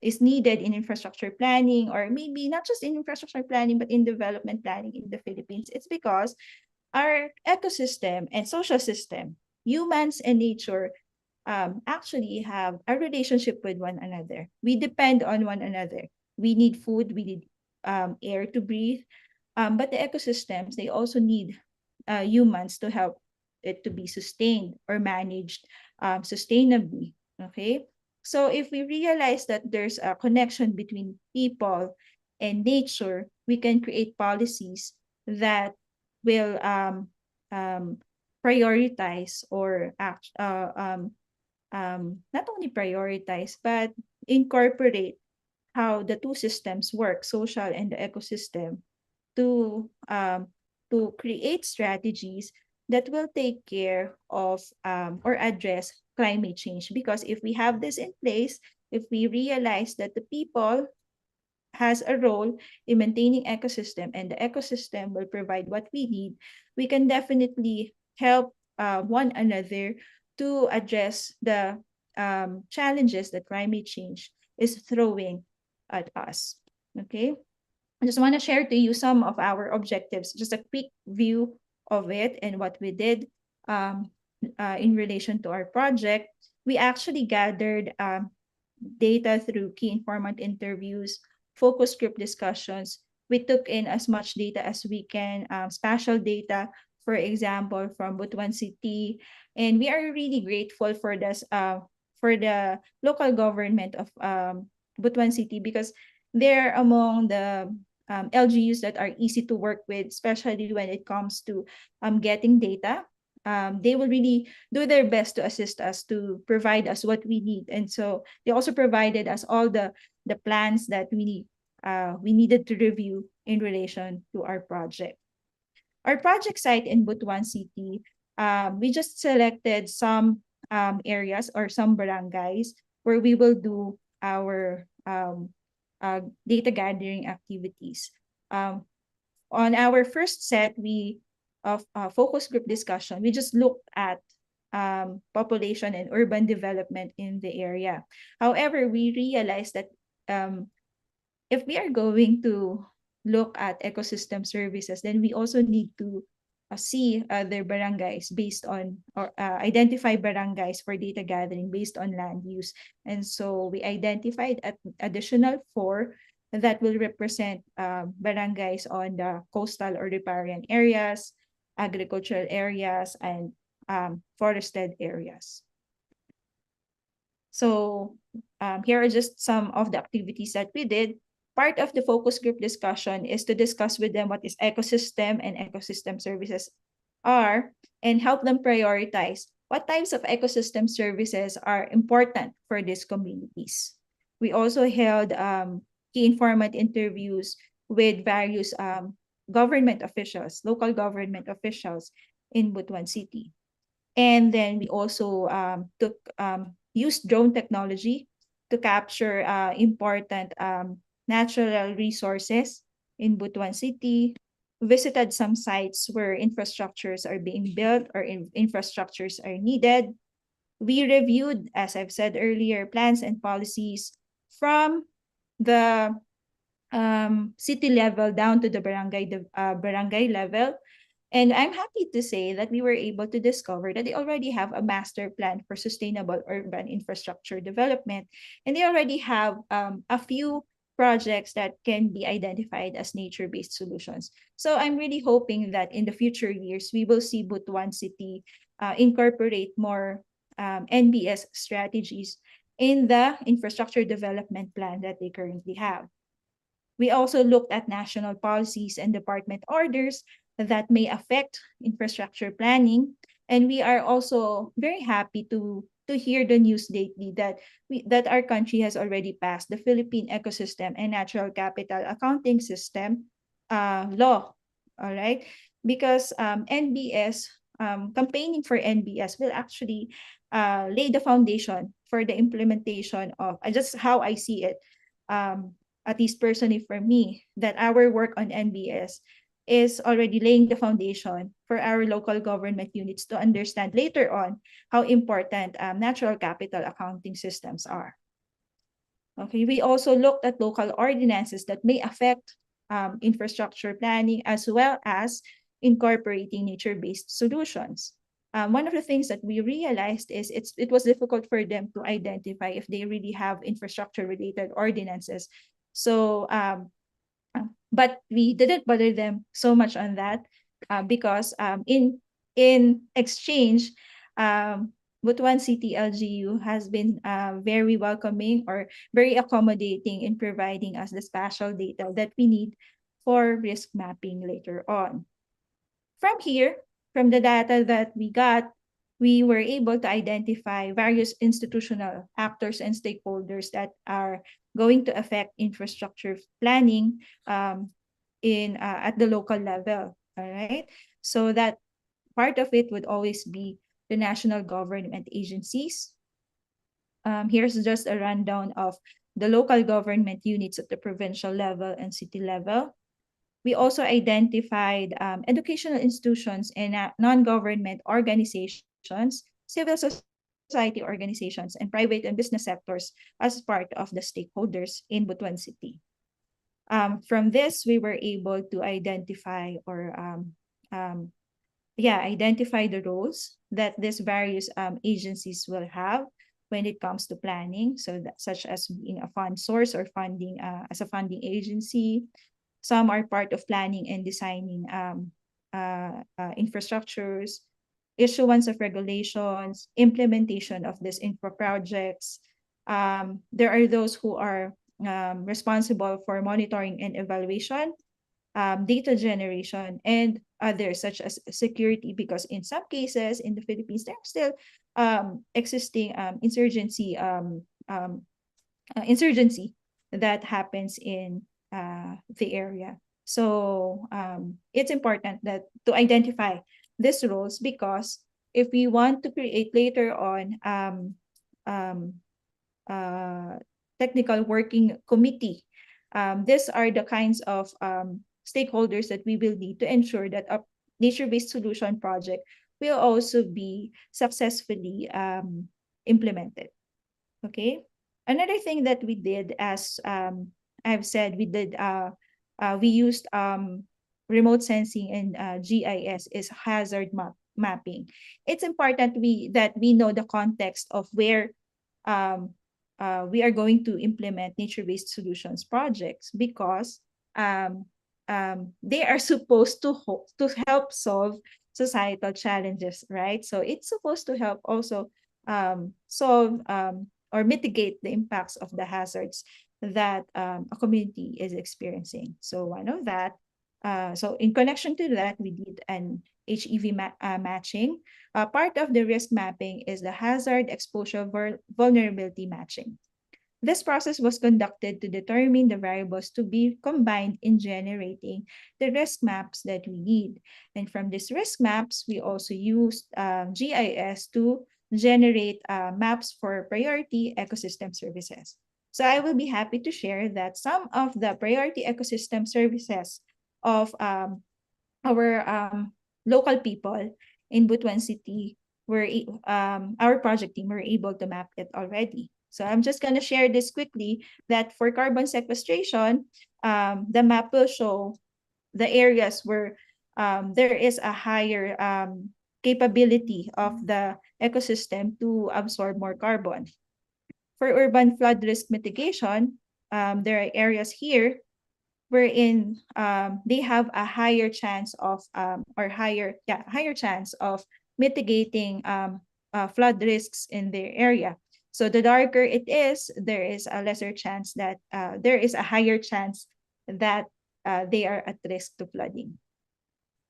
Okay, for seasonal water yield, this is in connection to how the ability of an ecosystem to provide water throughout the year. So there are areas based on the base flow of water who are expected to have more water within the year, and most probably they will not have problems in accessing domestic water for domestic use. Okay, for urban cooling, we were able to determine the hot spots and the cold spots for urban cooling, which areas will have hotter temperature, which areas will not, will have cooler ones. And then finally, the forest edge carbon effect, wherein Butuan City has forests that can help contribute with carbon sequestration.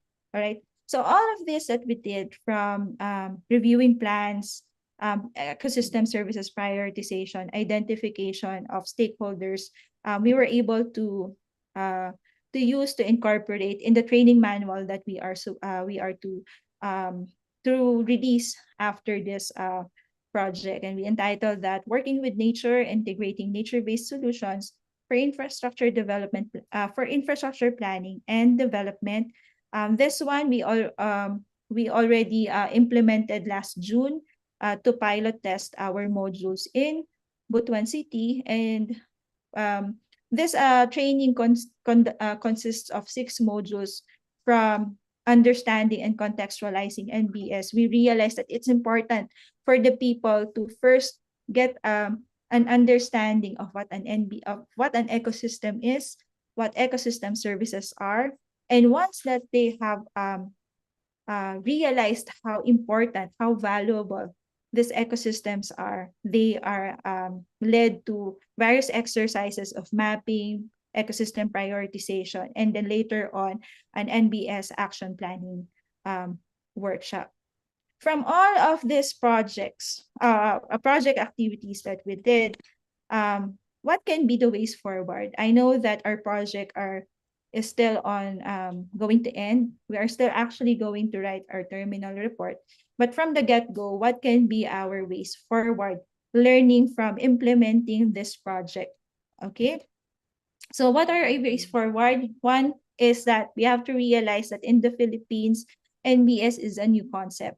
One of the struggles that we had is to explain this terminology. And so we have to incorporate during our workshop an exercise to enable the participants to determine a local term that can help them explain. What if the person that they're talking to cannot understand English? What terminology in Bisaya or Butuanan can they use to explain what an NBS is? So it's a particularly new concept when we go to the communities. And so IEC activities are very essential. There needs to be a plan to help campaign for better understanding of NBS. And secondly, we need a whole society approach for this, similar to achieving similar to incorporating strategies for climate change and disaster risk reduction. This needs to be a whole of society approach if we want our NBS projects to be sustainable. Because at the end of the day, we need to make the people realize that this is actually for them. It's the community who will benefit. And if the community realizes what's in it for them, for the NBS projects, then there's a higher chance that they will take care of it. And that is why it is important that stakeholder engagement is being done.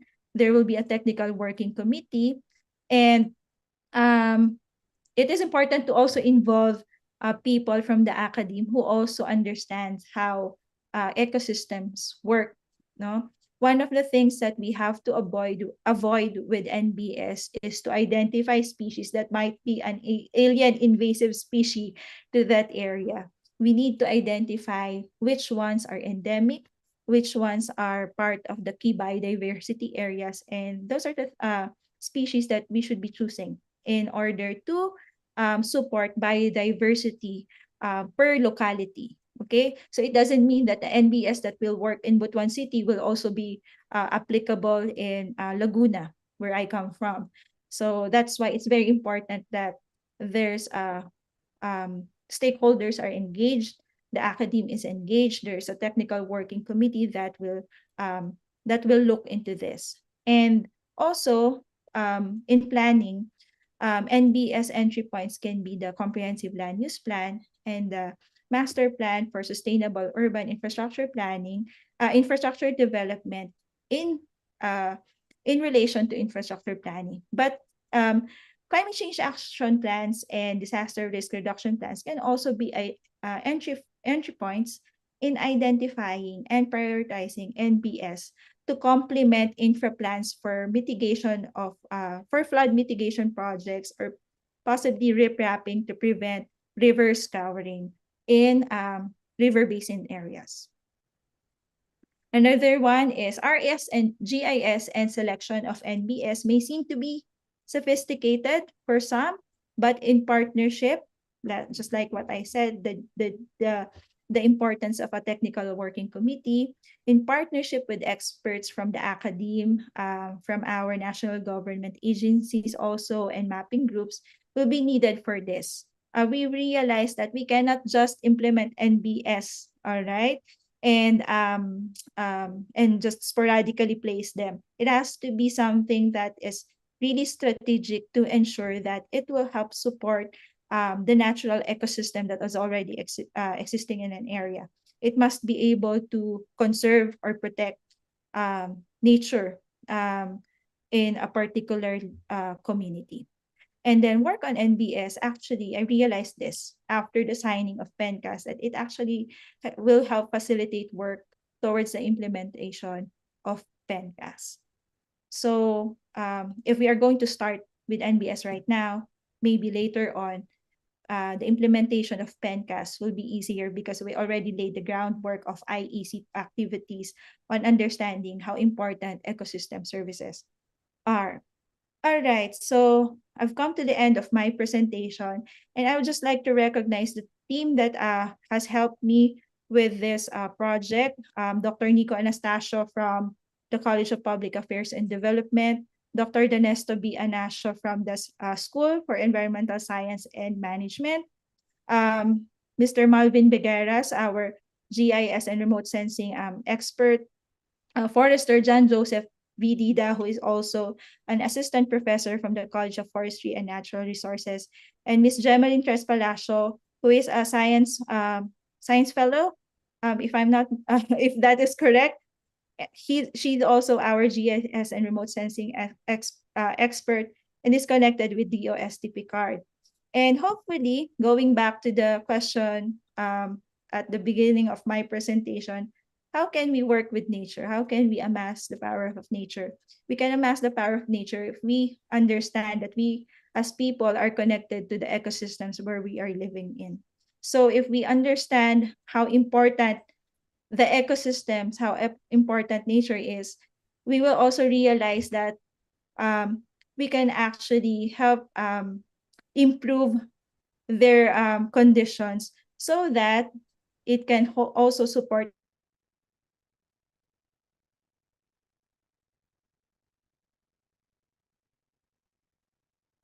Okay. I think just having technical difficulties kasi si assistant professor is presenting live sa Sagada, no? Because she has a research field research doon. So do we still have her? Okay. Maybe later na lang sa open forum, no? Maybe we can assistant professor can reconnect and have her closing remarks. So let's go now to our open forum for the question and answer. May I invite our on-site participants, Attorney Giselle Diaz and Dr. Sunny Domingo to be here in front. So para sa open forum. So first, we will be prioritizing the questions for our on-site participants. So we have a microphone there. May gusto po bang magtanong sa ating mga on-site participants? Meron po ba? Yes, sir. You can use the microphone and just state your name and your affiliation. Yes, sir. Hi, sir. Yes, sir. Go.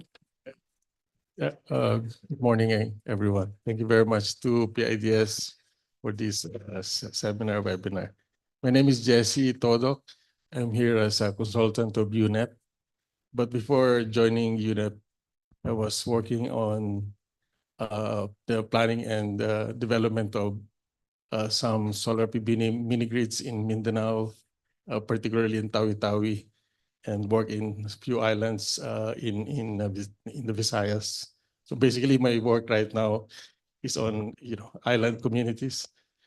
But my question first is to Doc Sani, not related to island Doc Sani. My question is, could you use the GAD fund for as a source of loss and damage? Because I realized while working in this project with UNEP, which is on gender, climate change, and clean energy, that the GAD fund is actually is quite substantial. For example, Land Bank told us that out of it's 5% of the gross budget, I think. They have like a 30, if I remember correctly, 30 billion annual budget for GAD. And I think it's true for the other agency. And I think it also applies to local government, right? The next question, if I may, Seki, very quickly to Doc Jerry, could we consider desalination as an NBS? Because in these islands, the main source of water, especially small islands, is just rainwater. The groundwater, if there is it will be subject to salt intrusion, seawater intrusion eventually. So the main source of water really in these islands, small islands, is really rainwater, or they have to import very expensive water from the main island. Thank you very much.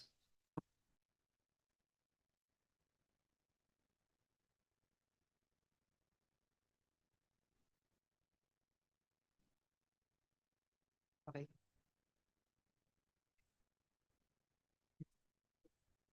Okay. Well, thank you for those questions. And well, related first to your earlier manifestation regarding your experience, no, I've also shown a slide indicating that the highest impacts are in our island communities. So your presence here is very much appreciated. You talked about the God Fund as a possible source of climate and disaster related financing. I guess that's one of the facilities we can tap. No? You mentioned 5% allocation, and right now it's being suboptimally utilized. No, the same as the 5% being allocated annually to the local DRR fund. So these are huge amounts, no?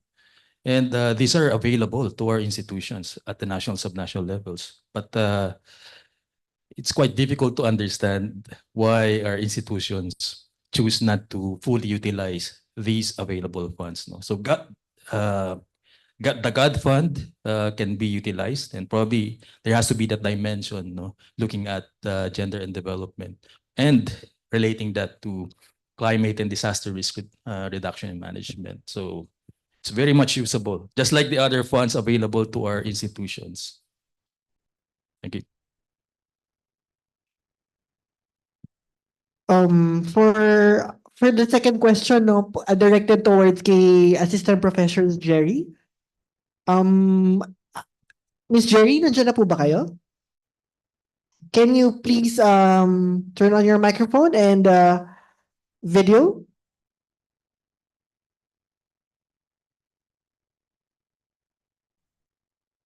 Okay. O sige, habang hindi pa po nagko-connect si Miss Jerry, meron po ba tayong second question from our on-site participants? Yes, Sir Rex. Maraming salamat po at magandang umaga para sa opportunity na to. Dr. Domingo, my question would be more in terms of what I was not able to actually see. Correct me if I'm wrong, I might have missed it. It has to do with the translation of the availability of the loss and damage fund for states, for example. And how that is supposed to be allocated or allotted depending on whose claim can be made. What I've identified, for example, from your presentation is, or rather the possible instruments locally, grants, microfinancing, etc. But the intention is that if it is an international instrument, therefore there is a potential transfer of the funds to the state or the national government first before it can actually be provided to the eventual beneficiaries. And I think that was one missing component. It would be interesting to see that eventually once, for example, the loss and damage fund will be actually rather for implementation already. I assume that once that's done, that will be addressed eventually, but that was something that I missed, I think. No. And for Attorney Diaz, I was interested in seeing if ever a potential linkage between the topics on climate change and disaster risk and the importance of water, which is very clear. No? But I was hoping, for example, if there was an opportunity for the board to actually take a look at potential projections on either end, whether it be a question of insufficient water resources or more water resources in that context, and what the agency or the board is looking at potentially in terms of, say, policies or even actions, whether it be at the national or even for local government engagement, if at all. No, so those are my questions. Thank you. To answer the first question, Dr. Sunny? Okay. Well, I've actually touched on that because in one of our recommendations, we've mentioned the possibility or the applicability of having a simulated loss and damage fund system locally, just to have that better interface if ever we are going to receive resources from outside.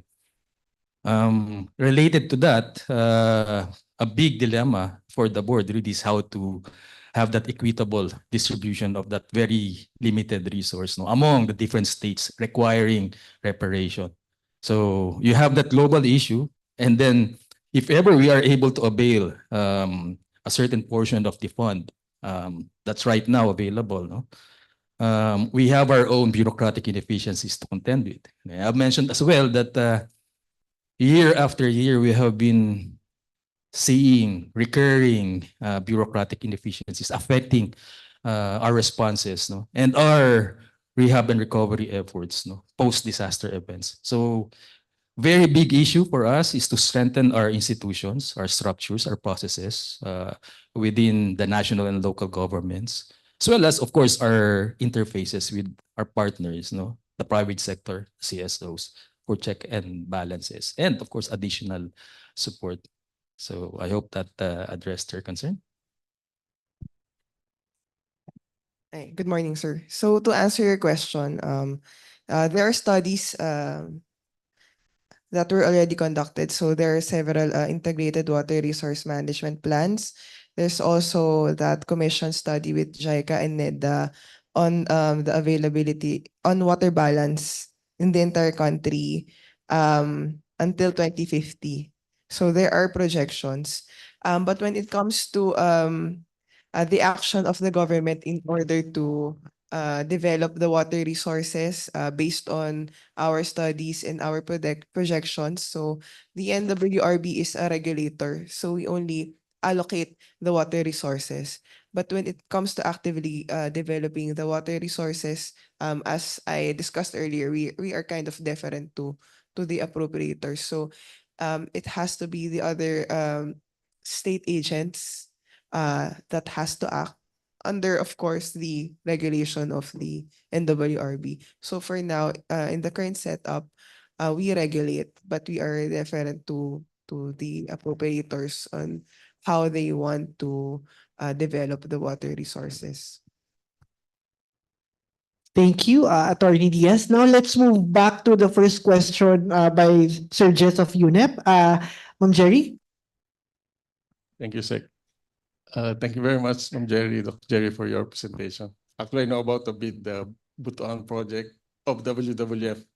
So I've also worked with WWF. All right. Actually, in these islands in Mindanao, in particularly Siargao and Caraga. So they were the lead partner for that project. The question, Dr. Jerry, was, is desalination considered an NBS? Because in these islands, especially in small islands, and we have many, Tawi-Tawi has more than 300 islands actually. And then of course, several other small islands in the Visayas and some other place in Mindanao. The main source of water of the people there in communities are really just rainwater for their whole lives. And they have to import, bottled water, which are very, very expensive. And really, desalination could be the sort of the sustainable solution. Of course, using solar or RE powered technologies. So yes, the question, because they're using the sea as a source of water, and the question is also related to getting funding for this kind of of projects. Because it seems to me that NBS right now is also getting a lot of funding. Right. So if you can put desalination in the context of NBS, using the sea as a natural resource, as a source of natural resource of water, then maybe this could help our islands. Besides lacking electricity, they also lack really water. Thank you very much. All right. With that, thank you, sir, for that question. First and foremost, please don't call me yet a doctor. I have not yet taken my PhD, but soon to be. I will be applying for a PhD program. So I'm just an assistant professor. You can call me just Jerry, plainly. To answer your question, actually, desalination will need techniques that will use innovation. For nature-based solutions, it has to be reliant purely on natural processes or nature, for example. So if there are, if scientists, academicians can identify a certain species that can help with desalinization, then we can identify that as a nature-based solution. That might take studies to be done for you to identify what kind of process or plant can help with that. But um, but as for now, what you can do is you can combine what we call hybrid strategies, the combination of technology or engineering-based solutions with nature. If you can identify strategies just like that, then you can then there is a possibility that you can get funding tagged as NBS if you can combine at least these two solutions. One of the things that we need to remember that I failed to mention earlier is that while NBS is a great provides us great opportunity of enabling biodiversity to recover, it has a time lag. So most of the time, if we need, so we suggest as of the moment that if we want to employ NBS, it has to be integrated really with our gray solutions or engineering-based solutions pa rin, no?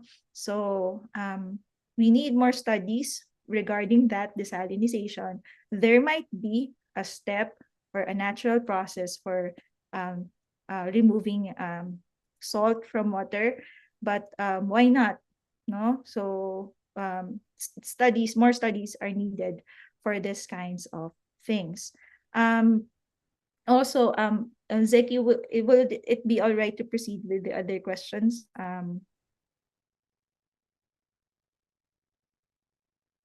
Okay, I think she got disconnected again. Perhaps you would like to add something, Attorney Diaz?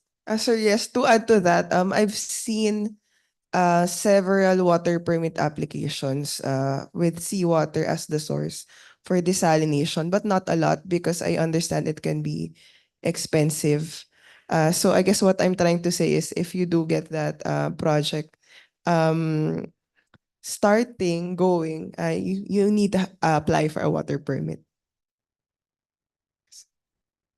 Okay, so one more question for our on-site participant. Yes, ma'am.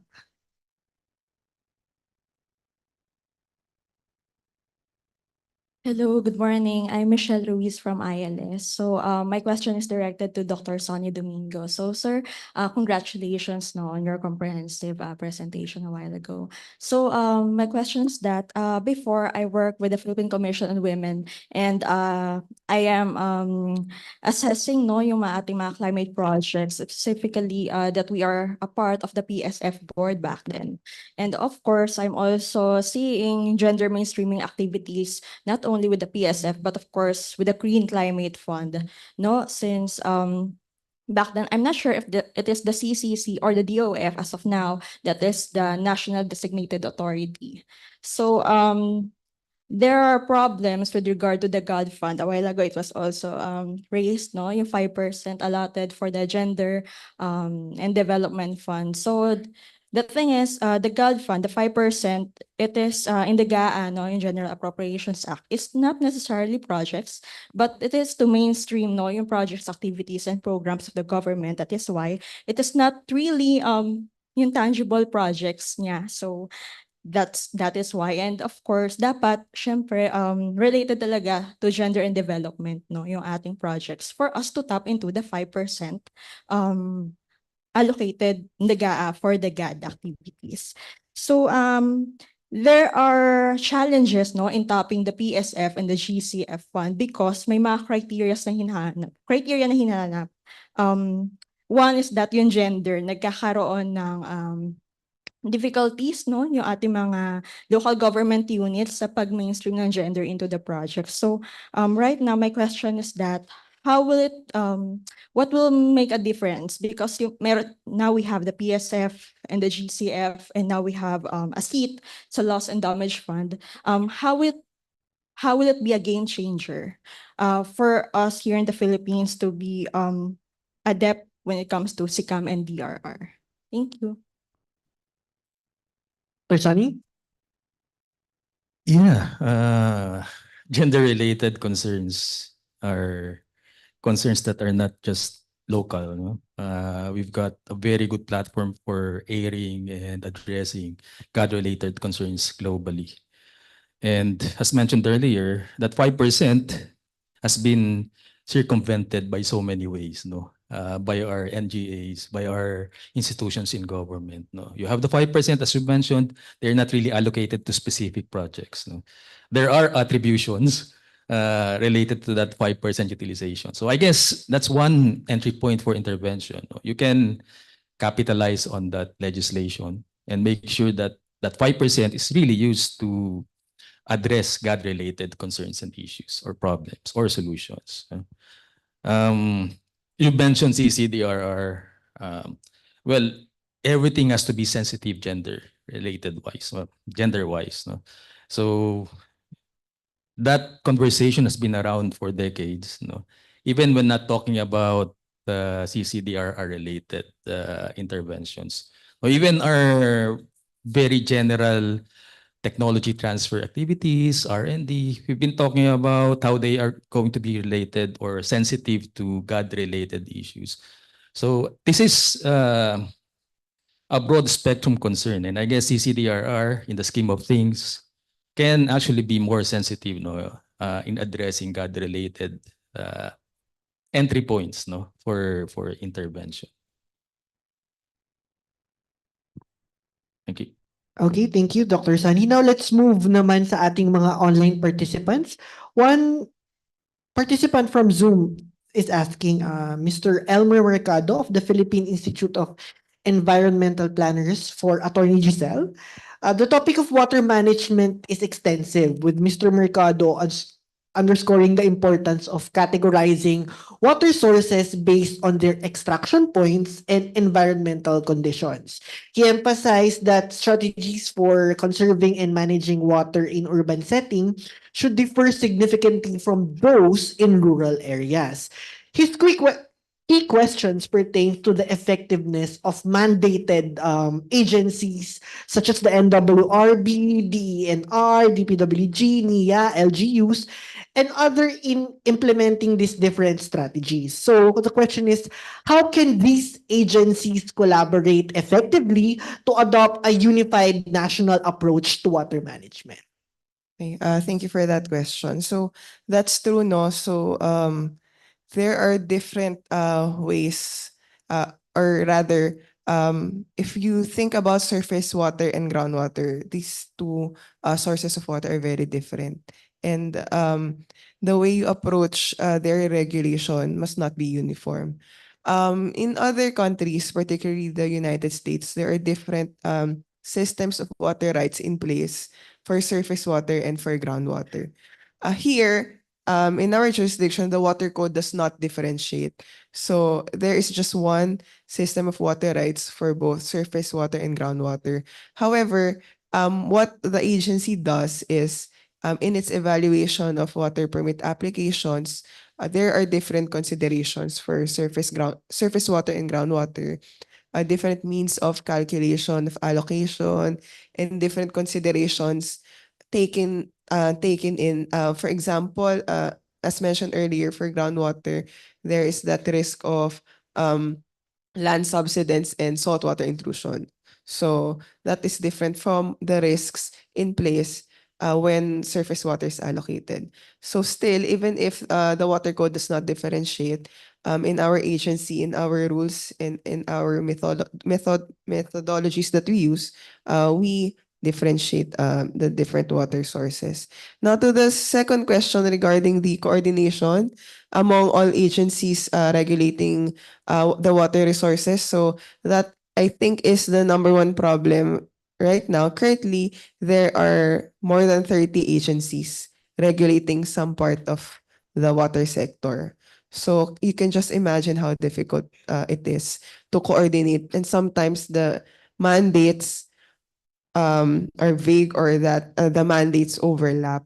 So currently, current development is, we now have the Water Resources Management Office. I think it is a precursor to the Department of Water Resources, which is still pending before Congress.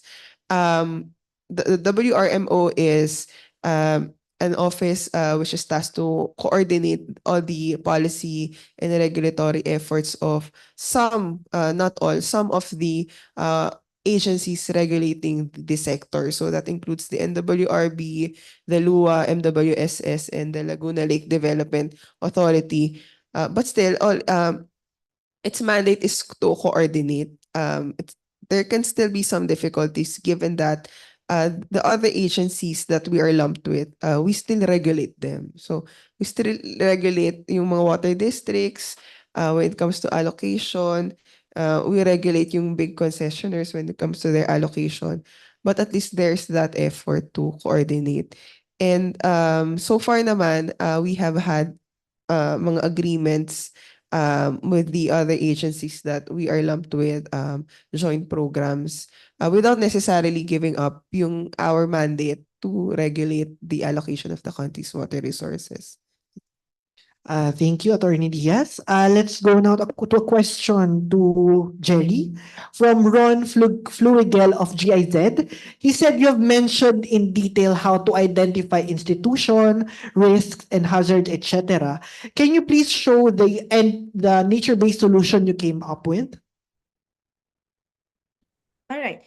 So for the NBS that we came up with, we for the action planning, we actually are not the ones who identified which NBS will the community prioritize. It was given to our participants rather as an exercise to help them participate in planning what type of NBS they will want to implement in their area. One thing that sorry for that. I just had to stop my door from closing. Okay. This is because the reason why we didn't suggest or we didn't provide them what type of NBS should come in. It's because it has to come we want to advocate for participatory action planning. It has to come from the people themselves to identify ano ba yung natural resources that they have, what kinds of ecosystem services they want to prioritize. And we had to teach them how to find the right solution for the risks that they are experiencing. So as for now, we don't have or we didn't identify an NBS for them. We allowed our participants to identify which ones do they think will be effective for their communities. Okay, thank you, Jerry, for answering that questions. Now let's go back to Dr. Sunny naman. So addressing loss sa inyong discussion, a question from anonymous question actually. Which public agency should lead the LND coordination, and what are your recommendations to make interagency coordination more efficient? Dr. Sunny? Thanks, Zeki. Before I answer that, I'll also add to what was answered earlier. I think it's also important to distinguish between the right interventions and, well, interventions that are just being executed for the sake of executing interventions. May that be nature-based or science-based or engineering-related. No? In our previous discourses, it was highlighted that a lot of our ongoing adaptation initiatives may not be the right adaptation initiatives, meaning they may have been resulting to more negatives instead of the positives that we are aiming for. So that's a cautionary matter that we have to consider. No? And if you're asking communities, well, you have to make sure that the communities are well informed as well, no? Because it's very easy for them to articulate misled ideas, no, when it comes to supposed solutions or measures. Okay, so that's just a caveat. No. Now, regarding your more recent question. So which institution? Right now, under the law, we have OCD as the Secretariat of NDRIMC. And OCD really, if it's going to assume or own its mandate, it's a very powerful institution. All our institutions in government are supposedly enjoined to submit reports to OCD. And the OCD administrator is the executive director of NDRIMC. So its reach in terms of mandate is quite broad. Unfortunately, it has to be augmented structure-wise, no, and in terms of capacity. That's why all the bills being heard at the lower house were pointing to augmenting leadership for DRR-related bureaucratic interventions. And that would include the management of resources. May that be funds or some other assets that have to be mobilized. No? So right now, our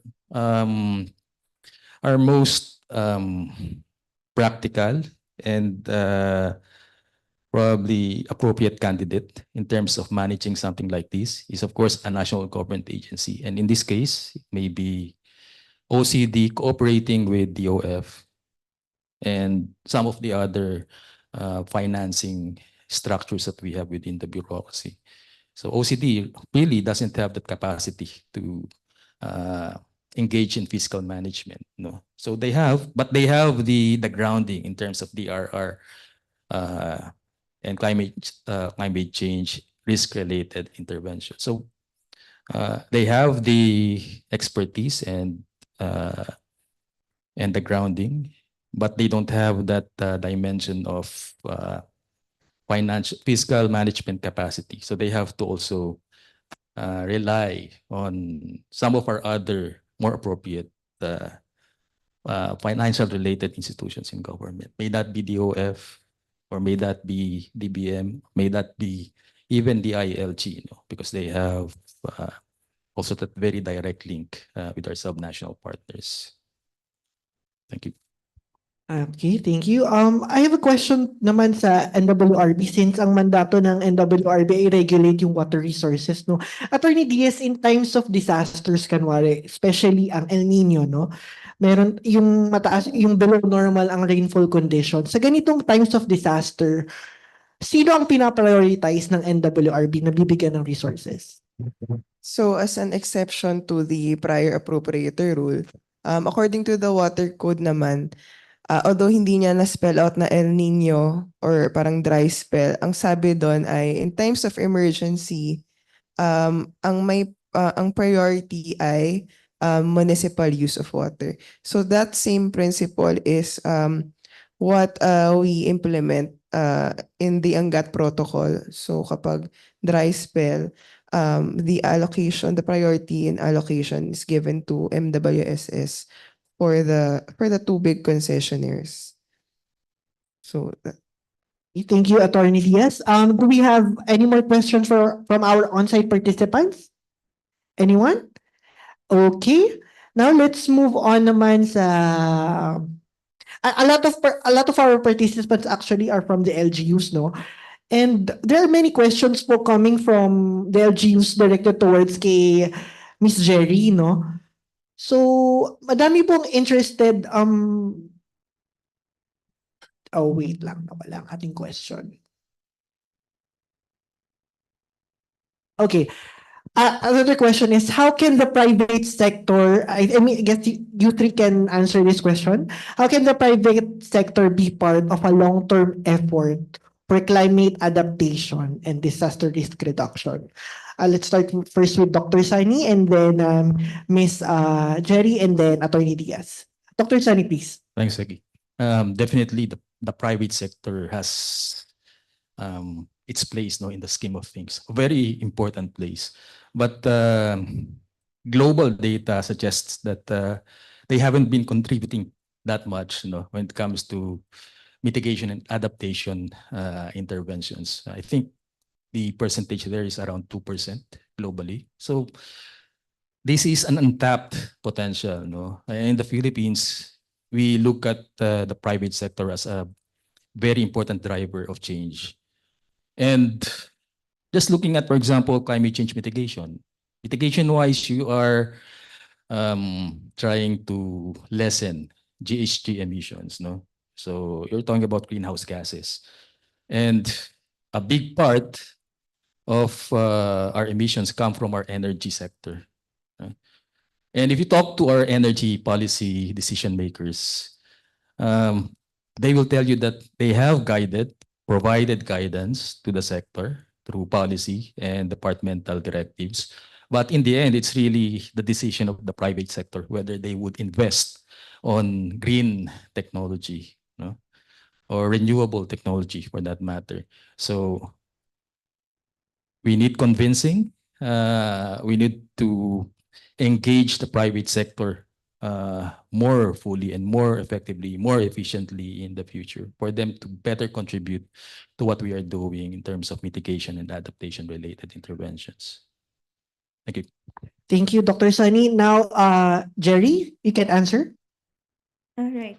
So the question is, how can we involve stakeholders, right? Particularly the private sector. One thing that I always ask myself personally, especially someone with a sociological background, is people will always think, what's in it for me?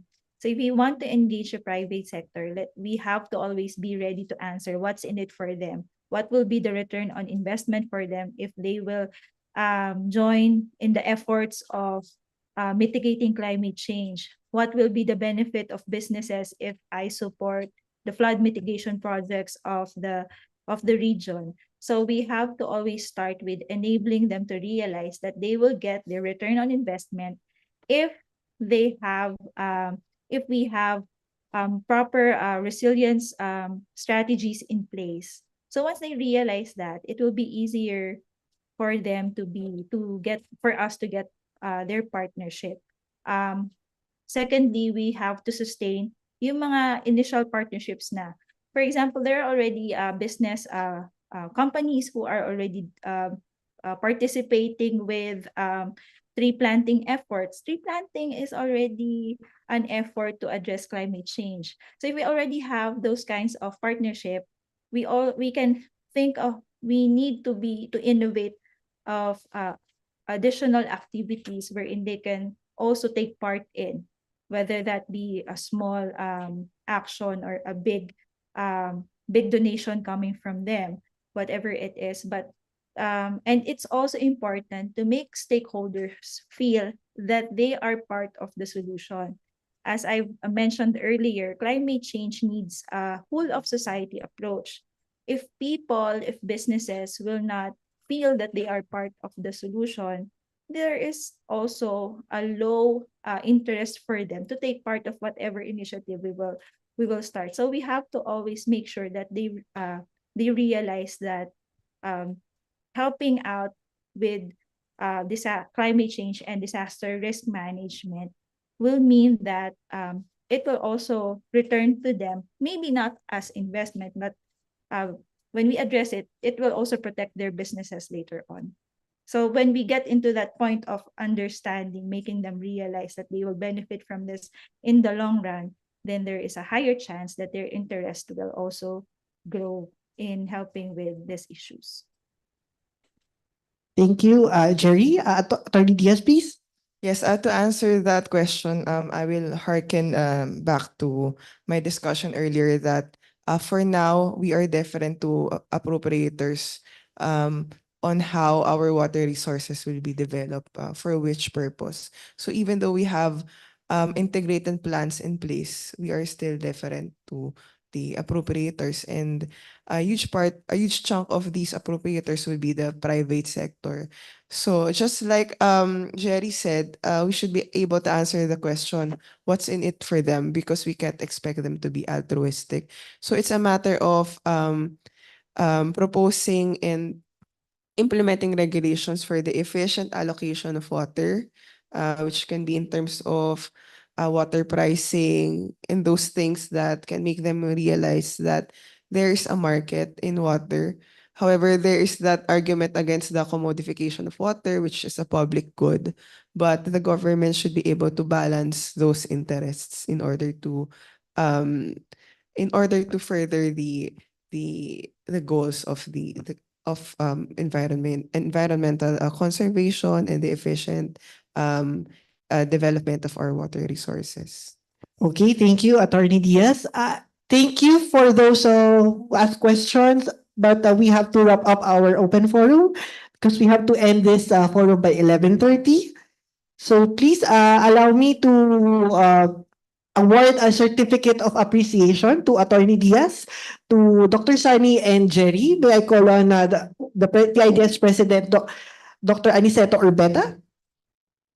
Allow me to read the citation. This certificate of appreciation awarded to Attorney Giselle Diaz for presenting her study during the SERP-P Knowledge Sharing Forum on the theme Shaping the Future of Climate Change and Disaster Risk Management in the Philippines. Yes, please, for photo op. Yan, okay, sir.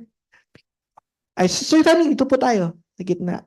Also, si Sir Sunny po ang officer in charge namin and the current SERP-P project manager. Kaya, all around si Dr. Sunny ngayon. Sir.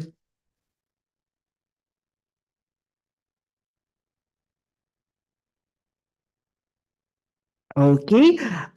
Yun nga lang po si Miss Jerry ay joining us online. So, hindi natin ma-award. But we will send a certificate and a small token of appreciation to Miss Jerry. So, after that, after awarding the presentation, before we officially close the program, let me announce the raffle winners for those joining our event on site. The PIDS team selects two winners from Zoom audience and one winner from Facebook as token of gratitude.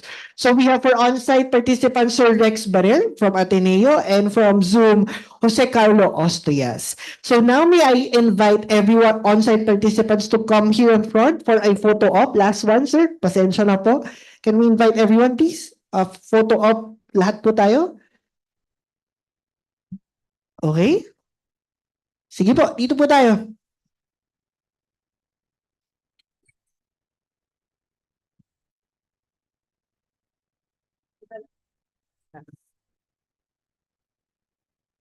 So yan. Thank you. While they are having a photo op, once again, we appreciate our online attendees. The speaker's presentation will be available on the PIDS website at www.pids.gov.ph. And meanwhile, you may download a copy of the study from the link provided in the chat box later. So, okay?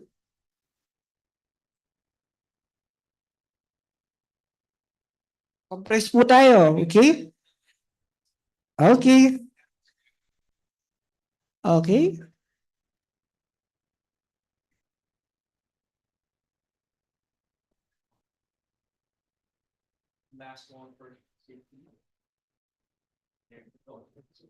Thank you so much to our participants. Once again, thank you, sir. We appreciate your attendance for today. The speaker's presentation will be available on the PIDS website, and meanwhile, you may download copy of Dr. Sunny's study on the chat box. Please help us improve our webinars. Kindly answer our feedback form through the link flash on your screen and provided in the chat box. For those who watching us via Facebook Live, the link is shared in the comment box as well. Please note that the e-certificates for our on-site attendees will be sent to your email automatically following the submission of the feedback form. So very important po ang feedback form. Keep in touch with us as well. You may follow PIDS on SERP-P on Facebook, Twitter, LinkedIn, and on YouTube. We hope to have you again in our future events. Join us in another PIDS events flash on screen on August 14 and on 29. Visit our website to know more about our upcoming events. And finally, we'd like to extend our gratitude to various organizations from different government agencies, academia, and CSOs who have joined us today.